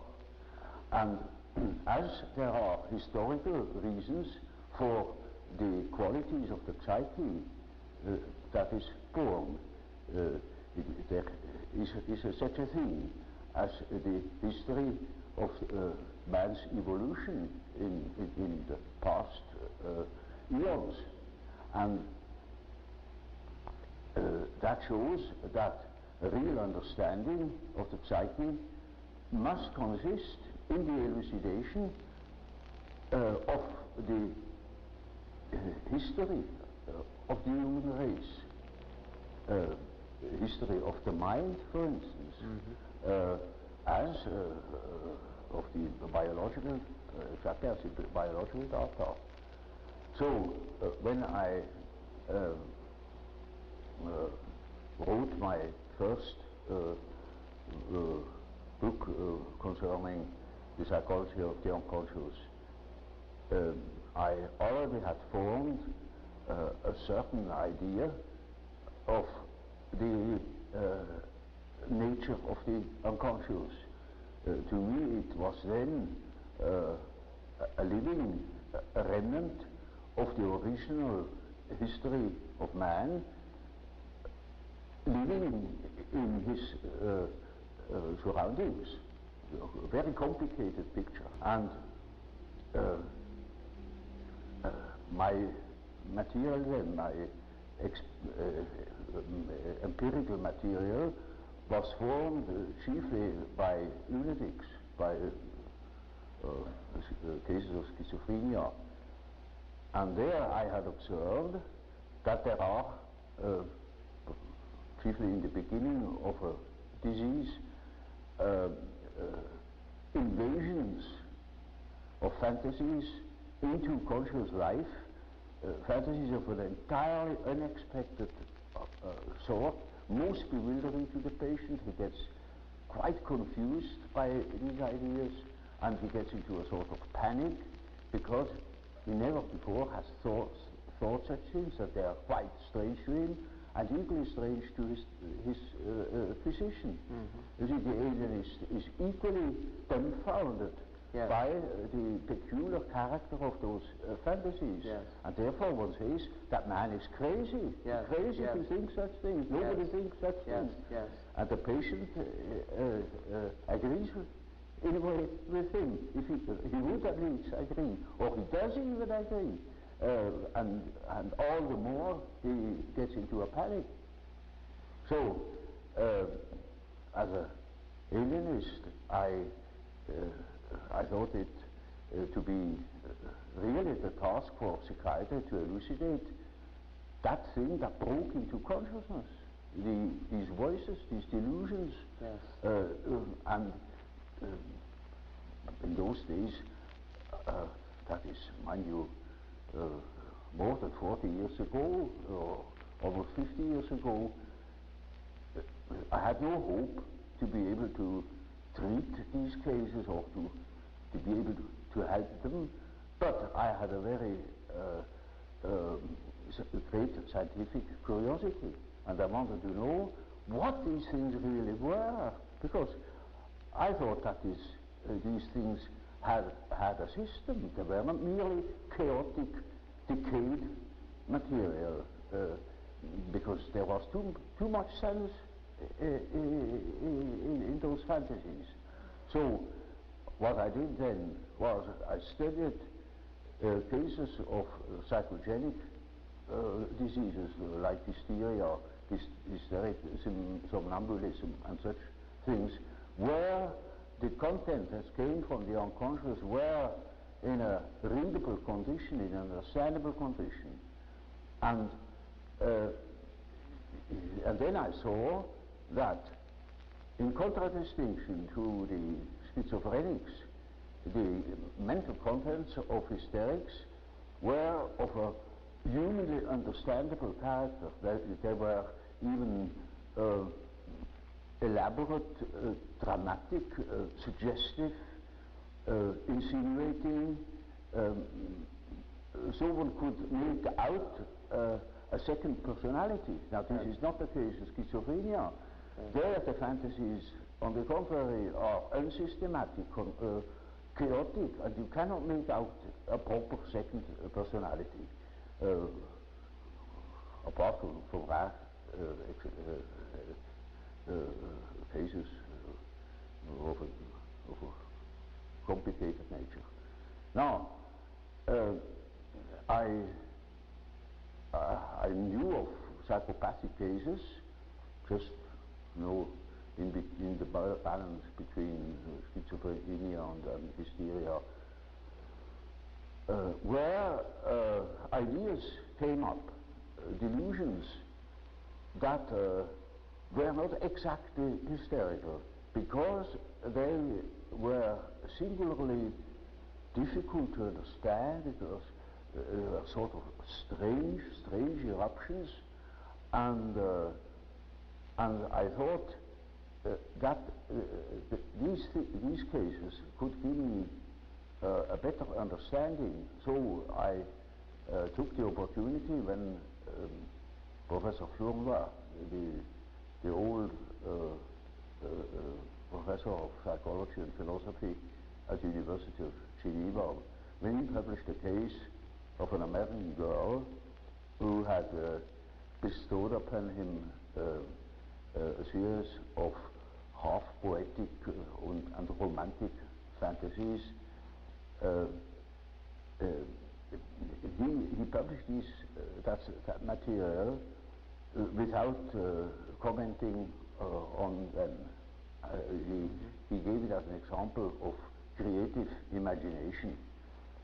Now, when I read those fantasies, I saw this is exactly the material, and I was always a bit afraid when that people, when I tell of my personal experiences with patients, that they would say, oh, this is so merely suggestion, you know. Yes. I took that case because I surely had no hand in it.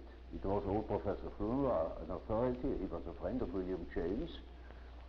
I knew him personally, a very fine old man, and he certainly wouldn't be accused of having influenced the patient. Yes. And that is the reason why I analyzed these fantasies, and that that case became the object of a whole book called The Psychology of the Unconscious. It is called now Symbolisms of Transformation. Yes. And I have revised it after 40 years. It needed it. because it was in the first attempt. Yeah. And there I tried to show that there is a sort of unconscious, I then simply called it the unconscious, that clearly produces things which are historical and not personal. Yes. It was mythological material of the nature of which wasn't understood, neither by Professor Flournoy nor by the patient. And there I tried for the first time to produce a picture of the functioning of the unconscious, a functioning which allowed certain conclusions as to the nature of the unconscious. Then, after I had written that book, that cost me my friendship with Freud because he couldn't accept it. Yes. To him, the unconscious was a product of consciousness, yes. And it simply contained the remnants. I mean, it was a sort of storeroom where all the discarded things of consciousness were heaped up and left. But to me, the unconscious then was already a matrix, a sort of basis of consciousness of a creative nature, namely capable of autonomous acts, yes. Autonomous intrusions into yes. consciousness. Yes. With other words, I took the existence of the unconscious for a real fact, or for a real autonomous factor capable of independent action. Yes. And now that was a problem, a psychological problem of the very first order. And that made me think, and furiously, because the whole of philosophy of our days has not yet recognized this fact, that we have a counter-actor in our unconscious, that in our psyche there are two. Consciousness is one factor, and there is another factor, equally important, that is the unconscious, that can interfere with consciousness anytime it pleases. And of course I say to myself now, this is very uncomfortable, because I think I am the only master in my house, but I must admit that there is another somebody in that house that can play tricks. And I had to deal with the unfortunate victims of that interference every day in my patients. So the next thing I wrote was in 1918, namely a disquisition about the relation between the ego and the unconscious, where I tried to formulate the experiences that are more or less regularly observable in cases where a consciousness is exposed to unconscious data, or interferences or intrusions, where the unconscious is considered as an autonomous factor that has to be taken seriously, where one doesn't say anymore or undervalue the unconscious by assuming it is nothing but a discarded remnant of consciousness. It is a factor in its own dignity, and a very important factor, because it can create the most horrible disturbances. Now, when that was a pamphlet I wrote, it was published in French, and nobody understood it. I saw that the reason why nobody understands it is that while nobody has a similar experience, because the question hasn't been pursued to such an end, namely that one has taken the unconscious seriously and considered it as a real factor that can determine human behavior to a very considerable degree. Of course, you brought up many very interesting and provocative ideas here, as you have, of course, in your many thousands of pages of writing and written work.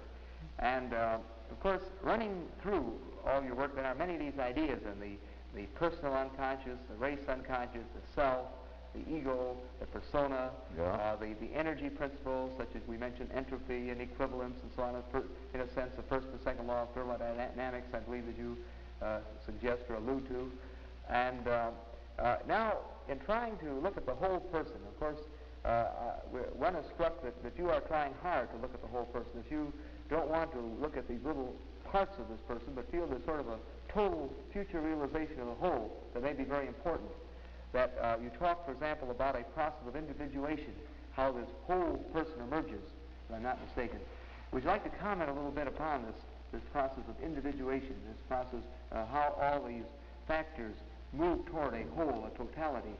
Well, you know, that's something quite simple. Take an acorn, yes, put it into the ground, it grows, and it becomes an oak. Yes. You see, that is man. Yes. Man develops from an egg. Yes. And develops into the whole man. Yes. And that is the law that is in him. Well, when you spoke with Dr. Einstein in your early discussions, you were saying earlier that he more or less tried out some of his ideas on you. Yeah. Did you ever bring to him the possibility or ask his opinion about the possibility that relativity might apply to psychic function? Did you ever discuss that particular point? Well, you see, you know how it is. When a man is so concentrated upon his own idea, yes, and when he is a mathematician, yes, on top of everything, yes, then you are not welcome. Yes, that's right. What year was it that you were friends with Einstein? When? Well, I wouldn't call myself a friend. I was simply the host. The host. What year was it, possibly? And I tried to listen and to understand. And so there was little chance to insert some of my own ideas. Yes. Was this after he'd already formulated the relativity theory, or just before? Well, it was just when he worked on it. Just when he was he was working on it.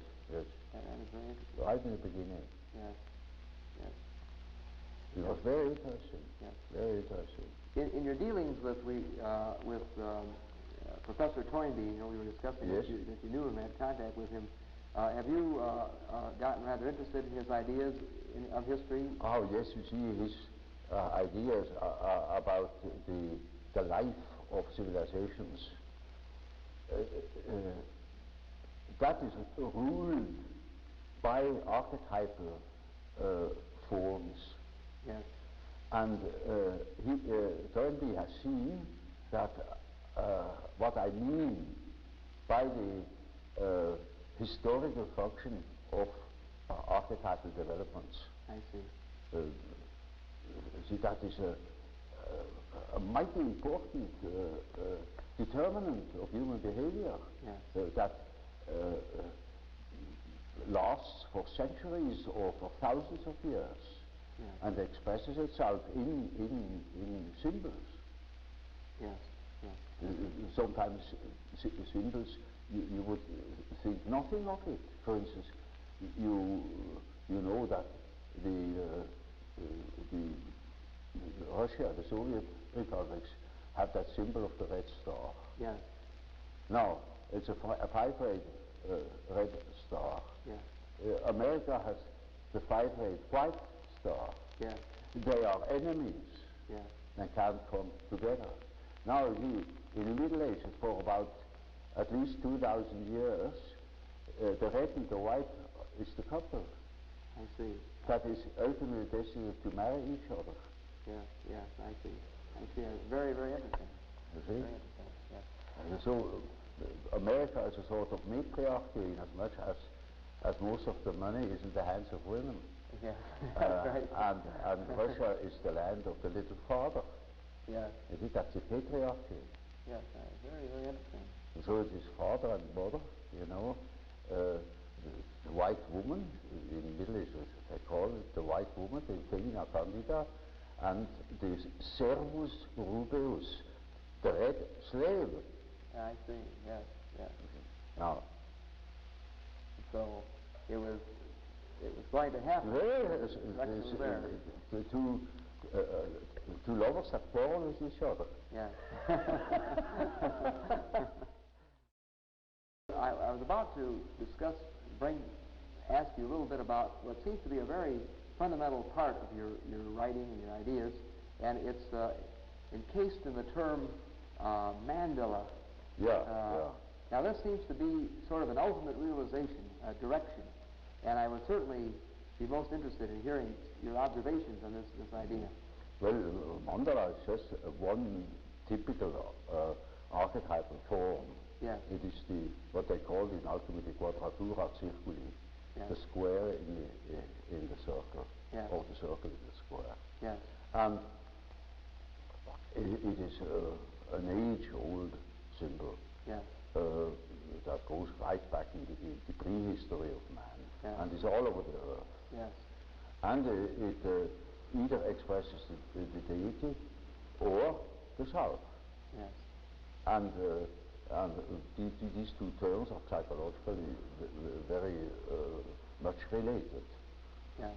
Which doesn't mean that I believe that God is a self or that the self is God. I see. I make that statement that yes. there is a psychological relation. Yes. And that can be, have plenty of evidence for it. Yes. And it is a very important archetype. It's the archetype of an inner order. I see. And it is always used in that sense, either to make the arrangement of the many, many aspects of the universe, a world scheme, or a scheme of our psyche. Yeah. And it expresses the fact that there is a center and a periphery. Yeah. And it tries to embrace the whole. It's a symbol of wholeness. Wholeness. So you see, in a moment where, say, during a treatment, when there is great disorder and chaos in a man's mind, yes. Then this symbol can appear as in the form of a mandala in a dream, or when he makes imaginary fantastical drawings or yes. something of the sort. There it spontaneously appears as a compensatory archetype, bringing order, showing the possibility of order. So sort of a direction, a goal. Centeredness. Yes. Centeredness. Centeredness, yes. And it means a center which is not coincident with the ego, but with the wholeness. It is wholeness. Yes. Our wholeness, which I call the self. Yes. Self is the term for wholeness. Yes. And I'm not whole in my ego. My ego is a fragment of my personality. Total self, yes. So you see, that the center of a mandala is not the ego, it is the whole personality. The whole self. The center of the whole personality. Yes. And it plays a very great role in the East, for instance. But in the Middle Ages equally. Yes. And then it has been lost, it has been thought of as a mere sort of allegorical, decorative motive. But as a matter of fact, it is highly important and highly autonomous symbol that appears in dreams and so on, or in folklore. Yes.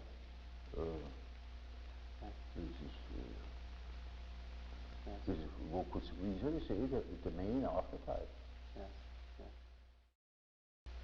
Now, in speaking of this totality, which you say is sort of unified in the self, and of course as you suggested here, that the mandala is this very important archetype symbolizing this balance, I believe, as you alluded to here. Yes. Of course, sometimes we try in psychology to start from whatever totality does exist in the individual and try to sort of look into underlying motivation, and we have recently used a great deal of certain types of testing that we call projective tests. And as you've already suggested, and we all know, of course, very well that you certainly played a major role in developing this point of view with your word association method. Mm-hmm. And of course, to a great degree, another very interesting development, of course, in about 1922, Hermann Rorschach developed his ink blot or Rorschach test. Now, first of all, to even talk a little bit more about word association work, we've talked a little bit about it already. We've heard your comments on it. Would you like to, if we could here, perhaps get into it in a little bit more detail? Now, first of all, what are the ingredients of the word association test? What is involved in the use of it? You mean the practical? Yes, the practical use of it. Yes. Oh, well, you see, in the beginning, when I was a young man, of course, I was completely disoriented with patience. I didn't know where to begin or what to say. Yes, yes. And the association experiment has given me a chance to offer access to their unconscious. Yes. I learned about the things that did not tell me. Yes, yes. And I got a deep insight into the things they did not know. Yes, and they discovered many things. Now, would you say that from responses, and as you say, complexes, or sort of emotional blocks? Yes, that was the main thing. Of course, this word complex, I know, is a word that you originated. It's used very widely now. The gefühlsbetonte Komplex, that is was my term. Yes, yes.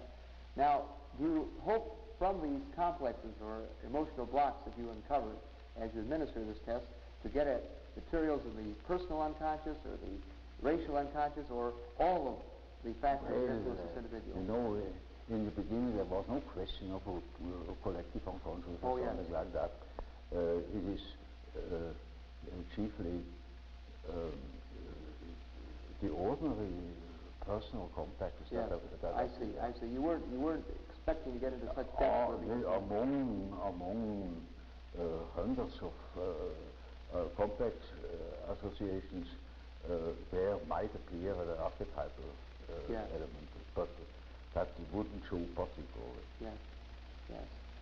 Now, that is not important. You know, it is like a Rorschach, a superficial orientation. Yes, yes. You knew Hermann Rorschach, I believe, did you not? No, he has circumvented me as much as possible. Yes. But did you get to know him personally? No, you did not. You did not. I never saw it. Yes. No. In his intro-tensive and extra-tensive ideas, of course, he's talking a great deal about your introversion, extroversion ideas in his own interpretation. I was anathema because I had first said it, you see, and that is unforgivable. I never should have done. So you really didn't have any personal contact with Rorschach? No personal relation at all. No, I see. Are you familiar with his test? Have you seen his test, the Rorschach test? Yes, I know it. Yes. But I never applied it. You never applied the test? Because later on, of course, I didn't apply the association test anymore because it wasn't necessary. Yes. I learned what I had to learn through it, but for the exact examination of psychic reactions, I think it is a very excellent means. Yes, yes. Well, would you say, for example, that the practicing psychiatrist, the clinical psychologist, or the practicing psychiatrist could use these projective tests like the Rorschach? For instance, for the education of a psychologist, yes. Practical psychologist who's meant to do actual work with people, I think it was the best means to make him see how the unconscious works. Is that right? The projective test? It's exceedingly didactic. I see. There you can demonstrate repression or the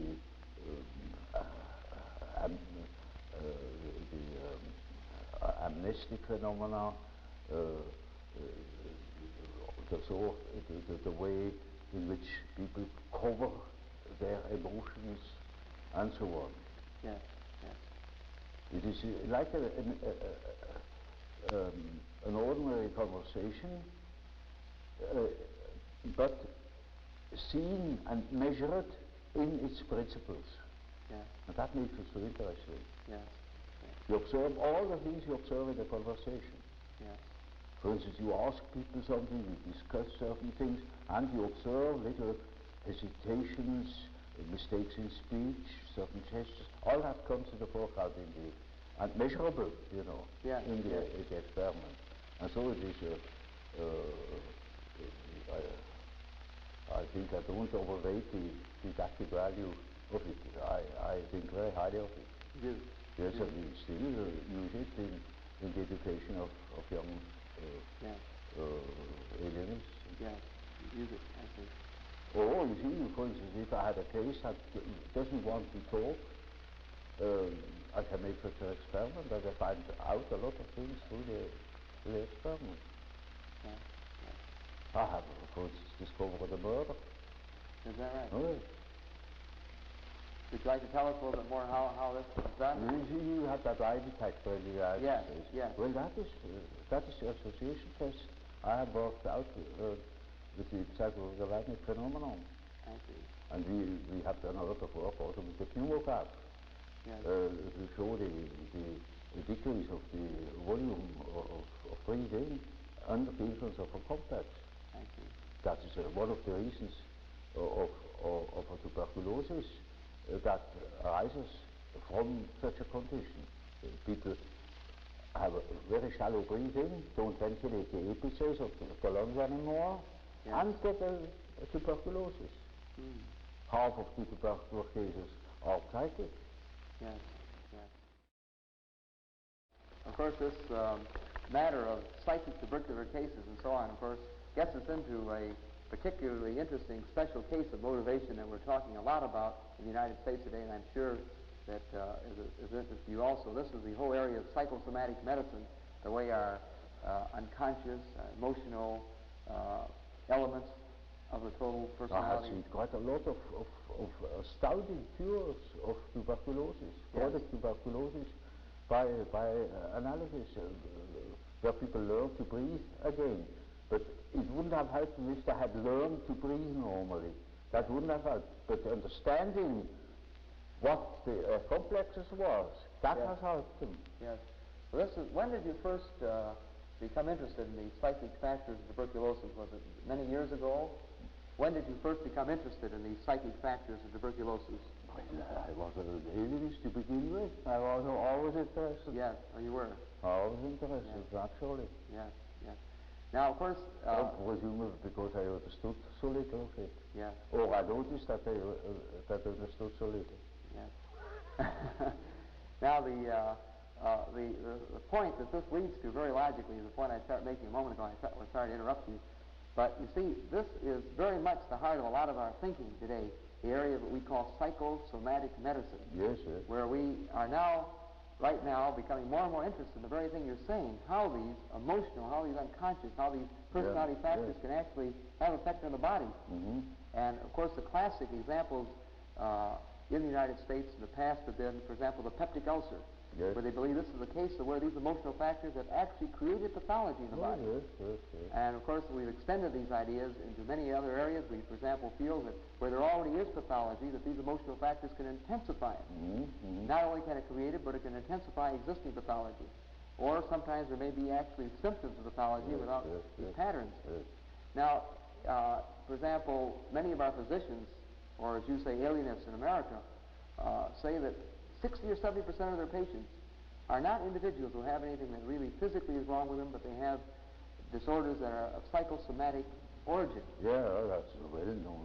Well, yes. Known since more than 50 years. Yes. But the question is how to cure them.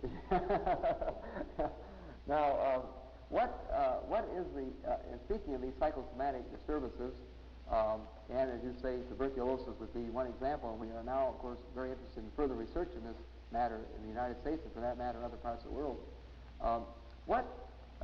Do you have any ideas as to why the patient selects this type of symptom for a problem? Why does he show his problem? He doesn't select them. He doesn't They happen select them. to him. They happen to him. Now you could ask us as well, when you are eaten by a crocodile, how you happen to select that crocodile. Yes. Now, it hasn't selected you. Yes.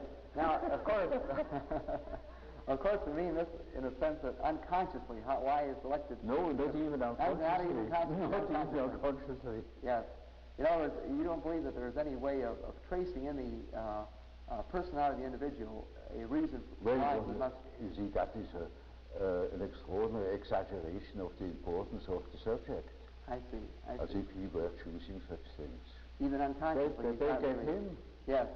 Even unconsciously, there isn't this degree of free will. Yes, I see. I see. Now, in the whole matter of psychosomatic medicine, they have now, for example, very recently hinted that cancer may have psychosomatic involvement. Yes.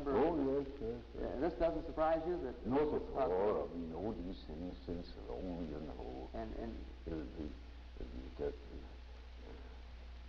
That 50 years ago, we already had these cases, you know, ulcer of the stomach, tuberculosis, chronic arthritis, skin diseases. Yes. All psychogenous under certain conditions. Yes. And even cancer, the fact that cancer may have... Well, you see, I couldn't swear. Yes. But I have seen cases where I thought now I should wonder whether there was not a psychogenic reason for that particular ailment. It came too conveniently. Too conveniently. Yeah. And so some of the studies that, for example, in the United States show that, for example, Jewish women practically never get cancer in the vaginal regions. Yes. We're more often to get cancer, say, in the breast regions, as one example. Yes. And many things can be found out about cancer, I'm sure. You see, to us it was always a question how to treat these things, and anything is possible. Every disease has a psychological accompaniment. Yes. And it all depends, perhaps life depends upon it, whether you treat such a patient psychologically in the proper way or not. Yes. That can help tremendously. Yes. Even if you cannot prove in the least that the disease itself is psychogenous. Yes. Or you can have an infectious disease in a certain moment of a psychical ailment or predicament. Yes. Because you are particularly accessible to an infection. Yes. Because angina is such a typical psychological disease. Yes. Yes. Yet it is not psychological in its physical causation. Yes. Yes. It's just an infection. Yes. But why then? Well, it was a psychological moment. Yes. Yes. And you see, when it is established and there's high fever and an abscess, you cannot cure it by psychology. Yes. Yes. Yet it is quite possible that you can avoid it by a proper psychological attitude. Yes. Yes. So all of this interest in psychosomatic medicine is pretty old stuff to you. You've been watching this for a long time. These things are known here long ago. Yes. Yes. And so you're not at all surprised by the new developments. Well, for instance, the toxic aspect of schizophrenia. Yes. I had published it 50 years ago. Yes.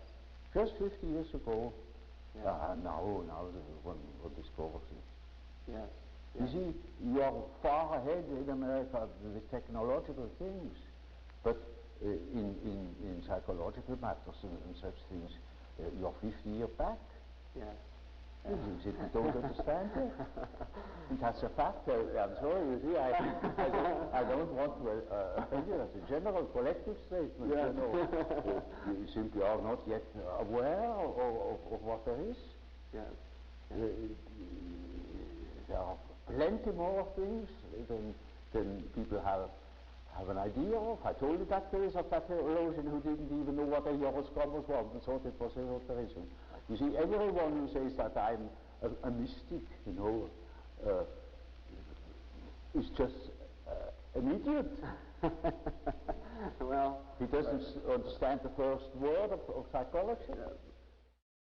Professor Jung, so you began to see, in a sense, your typology led to a sort of a theory of a psychology of opposites, that the conscious would reveal one side of a type and the unconscious would be the other side. Yeah. And that this would be a very important way then of helping you to analyze and understand the individual. Oh, diagnostically it is quite, from a practical point of view, quite important. Well, the point I wanted to elucidate is, you know, in analyzing a patient, you make typical experiences. Namely, there is a sort of typical way in which the integration of consciousness takes place. Namely, the average way is that through the analysis of dreams, for instance, you become acquainted with the contents of the unconscious. I already told you this, to begin with, all personal material. Yes. Subjective questions, questions of the individual's difficulties in adapting to environmental conditions, and so on. Yes. Now, it is a regular observation that when you talk to an individual, and this individual gives you insight into its inner preoccupations, interests, emotions, in other words, hands over his personal complexes, then you get slowly and nilly-willy into the situation of a sort of authority. Yes. A point of, you become a point of reference. You know you are in possession of all the important items in a person's development. I remember, for instance, I analyzed a very well-known American politician, and he told me, oh, any amount of the secrets of his trade. And suddenly he jumped up and said, by God, what have I done? You know, you get $1 million for what I have told you now. And I said, well, I'm not interested. You can sleep in peace, I shall not betray you. I forget it within a fortnight. Now you see, that shows that the things people hand out are not merely indifferent things. When it comes to something important, emotionally important, then they hand out themselves. They hand out a big emotional value, as if they were handing over a large sum, as if they were trusting you with the administration of their estate. Yes. And they're entirely in your hands. Yes. Often, I hear things that could ruin those people, utterly if publicly known. Or it would give me, if I should have any blackmailing tendencies, unlimited power to blackmail them. Now you see, that creates an emotional relationship to the analyst. And that is what Freud called the transference. Yes. Which is a central problem of analytic psychology. It is just so as if these people had handed out their whole existence, and that can have very peculiar effects upon the individual. Either they hate you for it or they love you for it. Yeah. But you are not indifferent to them. And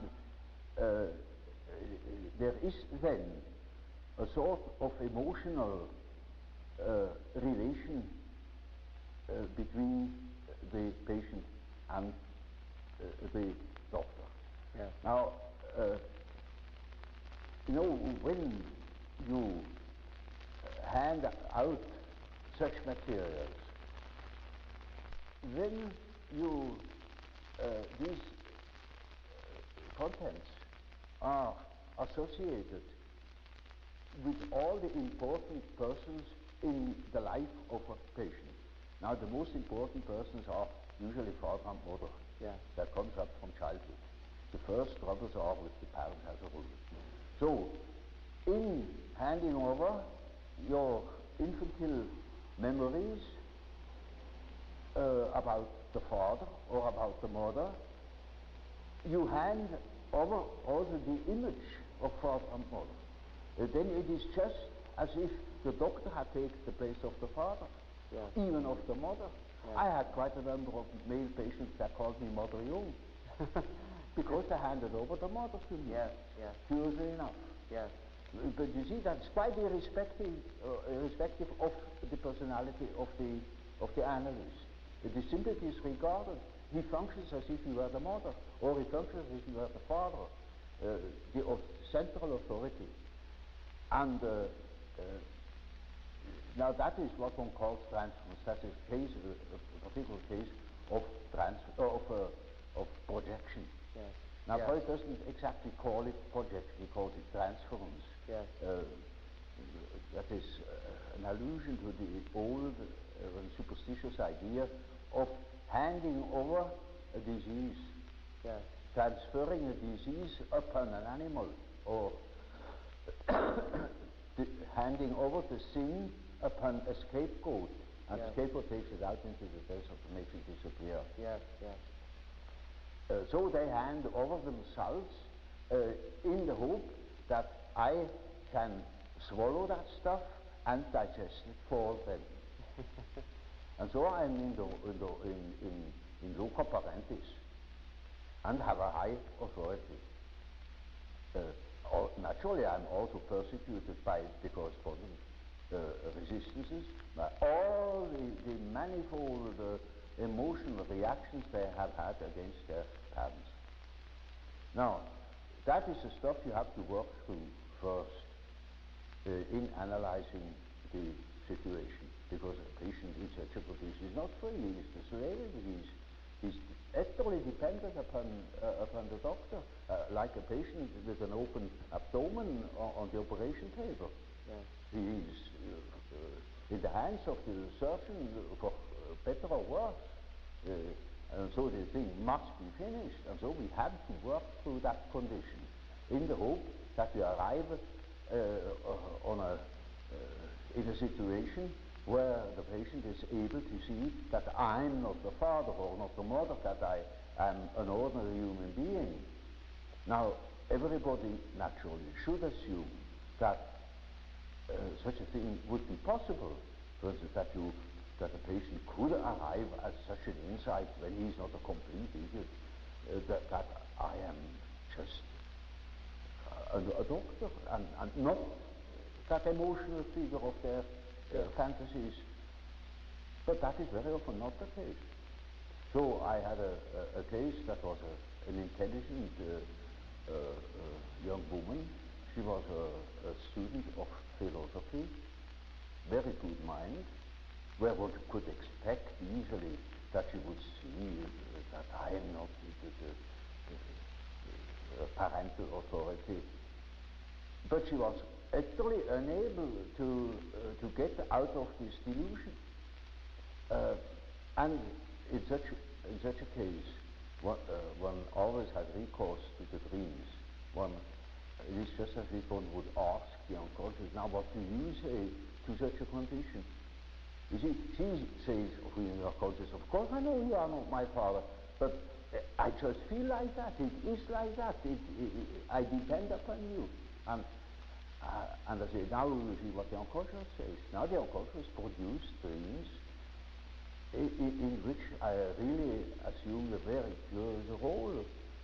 You know, she was a little infant, she was sitting on my knees, I held her in my arms, I was a very tender father to the little girl, you know, and more, her dreams became emphatic in that respect, namely that I was a sort of giant, and she is a very little, frail human thing, you know, and quite a little girl in the hands of an enormous being. And the last dream of that series was, I cannot tell you all the dreams, was that it was out in nature. I stood in a field of wheat, an enormous field of wheat that was ripe for harvest. And I was a giant. And I held her in my arm like a baby. And the wind was blowing over that field of wheat. Now you know when the wind is blowing over wheat field, these waves in the wheat field. And with these waves I swayed like that, and putting her as if it were to sleep, you know. And she felt as being in the arms of the Godhead. And I thought, now the harvest is ripe. And I must tell her.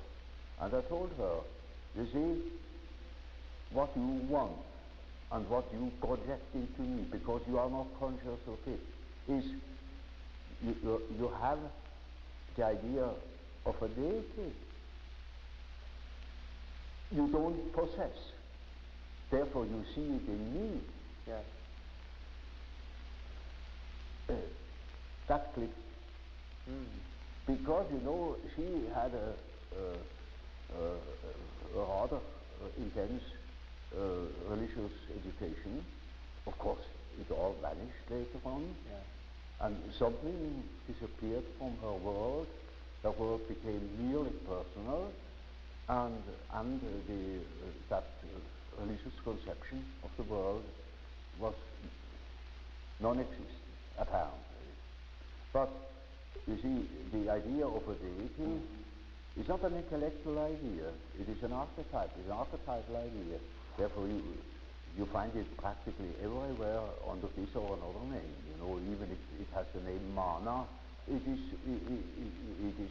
an all-powerful, extraordinary effect or quality, even if it's not personal at all.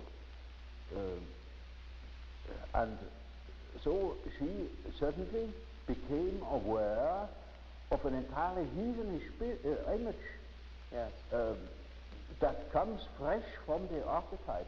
She had not the idea of a Christian God or of an Old Testament Yahweh. It was a heathenish God. You see, a God of nature, of vegetation. He was the wheat himself. He is the spirit of the wheat, the spirit of the wind. And she was in the arms of that Newman. Now, that is the living experience of an archetype. Now, that made a tremendous impression upon that girl, and instantly it clicked.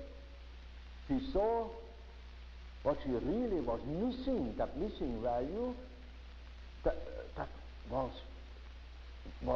in the form of a projection in myself and made myself indispensable to her. And then she saw it is not indispensable, because it is, as the dream says, she is in the arms of that archetypal idea. Now that is a luminous experience, you see. And that is the thing that people are looking for. Yes. An archetypal experience that gives them an incorruptible value. You see, they depend upon other conditions, they depend upon their desires, their ambitions, depend upon other people, because they have no value in themselves, they have nothing in themselves, they are only rational, and they are not in the possession of a treasure that would make them independent. But when that girl can hold that experience, then she doesn't depend anymore. She cannot depend anymore because that value is in herself, and that is a sort of liberation. Yeah. And that is, of course, makes her complete, you know. In as much as she can realize such a luminous experience, she is able to continue her path, her way, her individuation. The acorn can become an oak and not a donkey. Nature will take her course. She will become that which she is from the beginning. Now, having seen such cases, quite a number of such cases, that of course has given me a motive to study the archetypes, because I began to see that the structure of what I then call the collective unconscious is really a sort of agglomeration of such typical images, of which each has a luminous quality, you know. The archetypes are at the same time dynamic. They are instinctual images that are not intellectually invented. They are always there, and they produce certain processes in the unconscious one could best compare with myths. That's the origin of mythology. Mythology is a pronouncing of series of images that formulate the life of archetypes. And so the statements of every religion, of many poets and so on, are statements about the inner mythological process, which is a necessity because man is not complete if he is not conscious of that aspect of things. So, you see, a man is not complete when he lives in a world of statistical truth. He must live in a world of his biological truth. That is his biological truth. That is not merely statistics. It is the expression of what he really is, as what he feels himself. So you see, somebody without the mythology is merely an effect of statistics, as it were. He is an average phenomenon. And while the truth is, the carriers of life are individuals, not average numbers. Yes. Yet our natural science makes everything to an average, reduces everything to an average, and of course all the individual qualities are wiped out. That of course is most unbecoming, it is unhygienic. It deprives people of their specific values where they are individuals. It deprives them of the most important experiences of their life, where they experience their own value, maybe the creative background of their personality. I think the trouble is that nobody understands these things apparently. Just quite strange. Do you think that the humanities are important for the individual who wants to study the individual? One doesn't see what an education without humanities is doing to man. Yes. He loses the connection with his family, as it were. That means with the whole stem, the tribe, the connection with the past, that he lives in that in which man always has lived. Man has always lived in the myth. And we think we are able to be born today and to live in no myth, without history. That is a disease. That's absolutely abnormal, because man is not born every day. He is once born in a specific historical setting with the specific historical qualities, and therefore he is only complete when he has a relation to these things. It's just as if you were born without eyes and ears, when you are growing up with no connection with the past. From with the standpoint of natural science, you need no connection with the past. You can wipe it out. Yes, yes. And that is a mutilation of the human being. Now I saw from a practical experience that this kind of proceeding had a most extraordinary therapeutical effect. I can tell you such a case. That was a young Jewish girl, and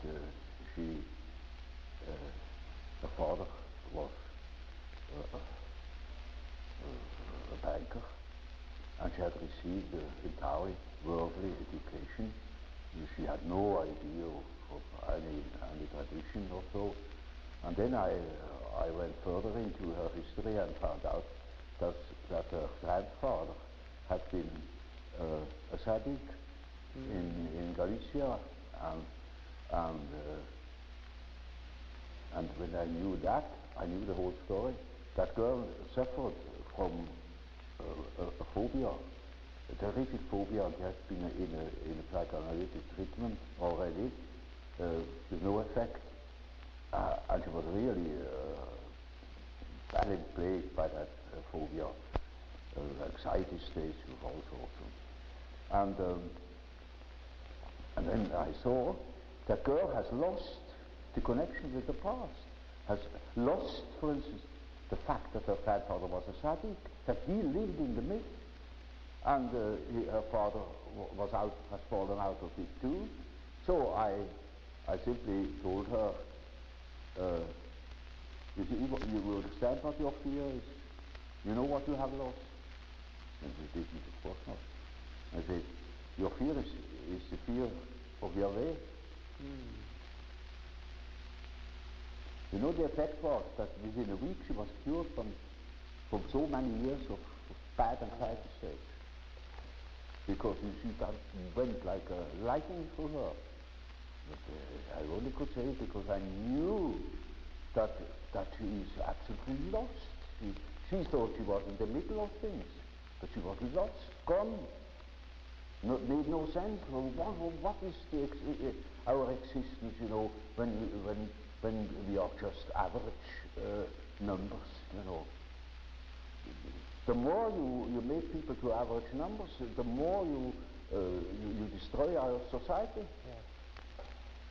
The ideal state is then a slave state. Then you can go to Russia. There's wonderful. There you can be a number, but one pays it very dearly. Our whole life goes into blazes. Okay. And so we here have plenty of cases of a similar kind.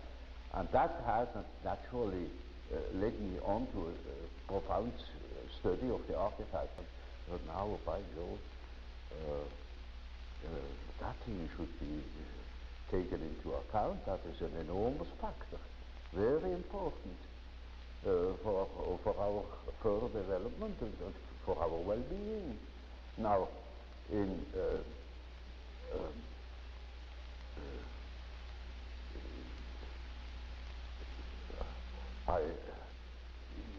it was of course difficult to know where to begin, because this is such an enormously extended field, and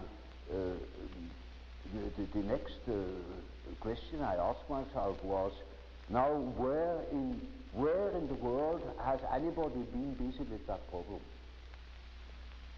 And I found nobody, except a peculiar spiritual movement that went together with the beginnings of Christianity, namely the Gnostics. And that was the first thing I studied that I saw. They were concerned with the problem of archetypes and made a peculiar philosophy of it. As everybody makes a peculiar philosophy of it when he comes across it naively and doesn't know that those are structural elements of the unconscious psyche. Now they have lived in the first, second, and third century, and what was in between? Nothing. And now today we certainly fall into that hole and are confronted by the problems of the collective unconscious, which were then the same in 2000 years ago, and we are not prepared to meet that problem. I was always looking for something in between, you know, something that linked that remote past with the present moment, and I found, to my amazement, it is alchemy. That is understood to be a history of chemistry. It is, one could almost say nothing less than that. It is a peculiar spiritual movement, or philosophical movement. They call themselves philosophers, like Gnosticism. And then I read the whole accessible literature, Latin and Greek, studied it because it was enormously interesting. It is the mental work of 1,700 years in which there is stored up all they could make out about the nature of the archetypes in a peculiar way. That's true. It is not simple, and most of the texts are not published, no more published since the Middle Ages. The last editions are in the middle or end of the 16th century, all in Latin, and some texts are in Greek, and not a few very important ones. Now, that has given me no end of work, but the result was most satisfactory because it showed me the development of our unconscious relations to the collective unconscious, and the variations our consciousness has undergone while being unconsciously concerned with these mythological images. For instance, such phenomena as in Hitler or so, you know, that's an psychical phenomena, and we've got to understand these things. It is just so as if a terrific epidemic of typhoid fever were breaking out, and we say, now this is typhoid fever. Isn't that a marvelous disease? It can take on enormous dimensions, and nobody knows anything about it. Nobody takes care of the water supply. Nobody thinks of of examining the meat or something like that, one simply states that this is a phenomenon, yes, but one doesn't understand it. And to me, of course, it was an enormous problem because it is a factor that has determined the fate of millions of European people and of Americans. It is, nobody can deny that he has been influenced by the war. But that is all Hitler's doing, and that's all psychology, our foolish psychology. But you only come to an understanding of these things when you understand the background, yes, from which it springs. Yes. And so, of course, I cannot tell you in detail about about alchemy. It is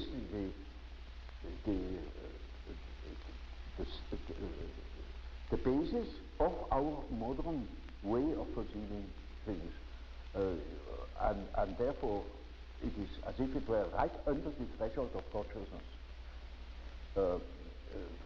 This is a wonderful picture of how the development of archetypes, that means the movement of archetypes, looks, when you look upon them as if from above, maybe from today, you look back into the past and you see how the present moment has evolved out of the past.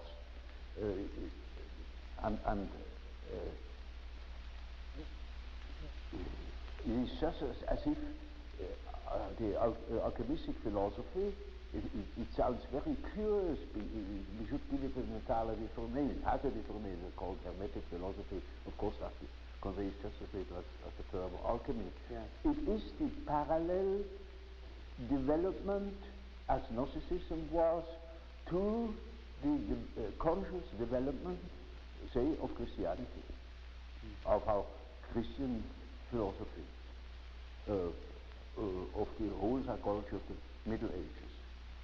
And so, you see, in our days, we have such and such view of the world, such and such a philosophy, but in the unconscious we have a different one. And that we can see through the example of the alchemistic philosophy that behaves towards the medieval consciousness exactly like the unconscious behaves to ourselves. And we can construct or even predict our the unconscious of our days when we know what it has been yesterday. Now that is, with a few words, the development of my ideas. I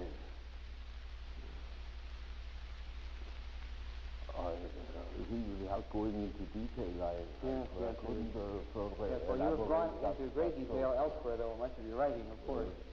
Well, well, people have to read the books finally, right. in spite of the fact that they are thick. And we're hoping I'm sorry.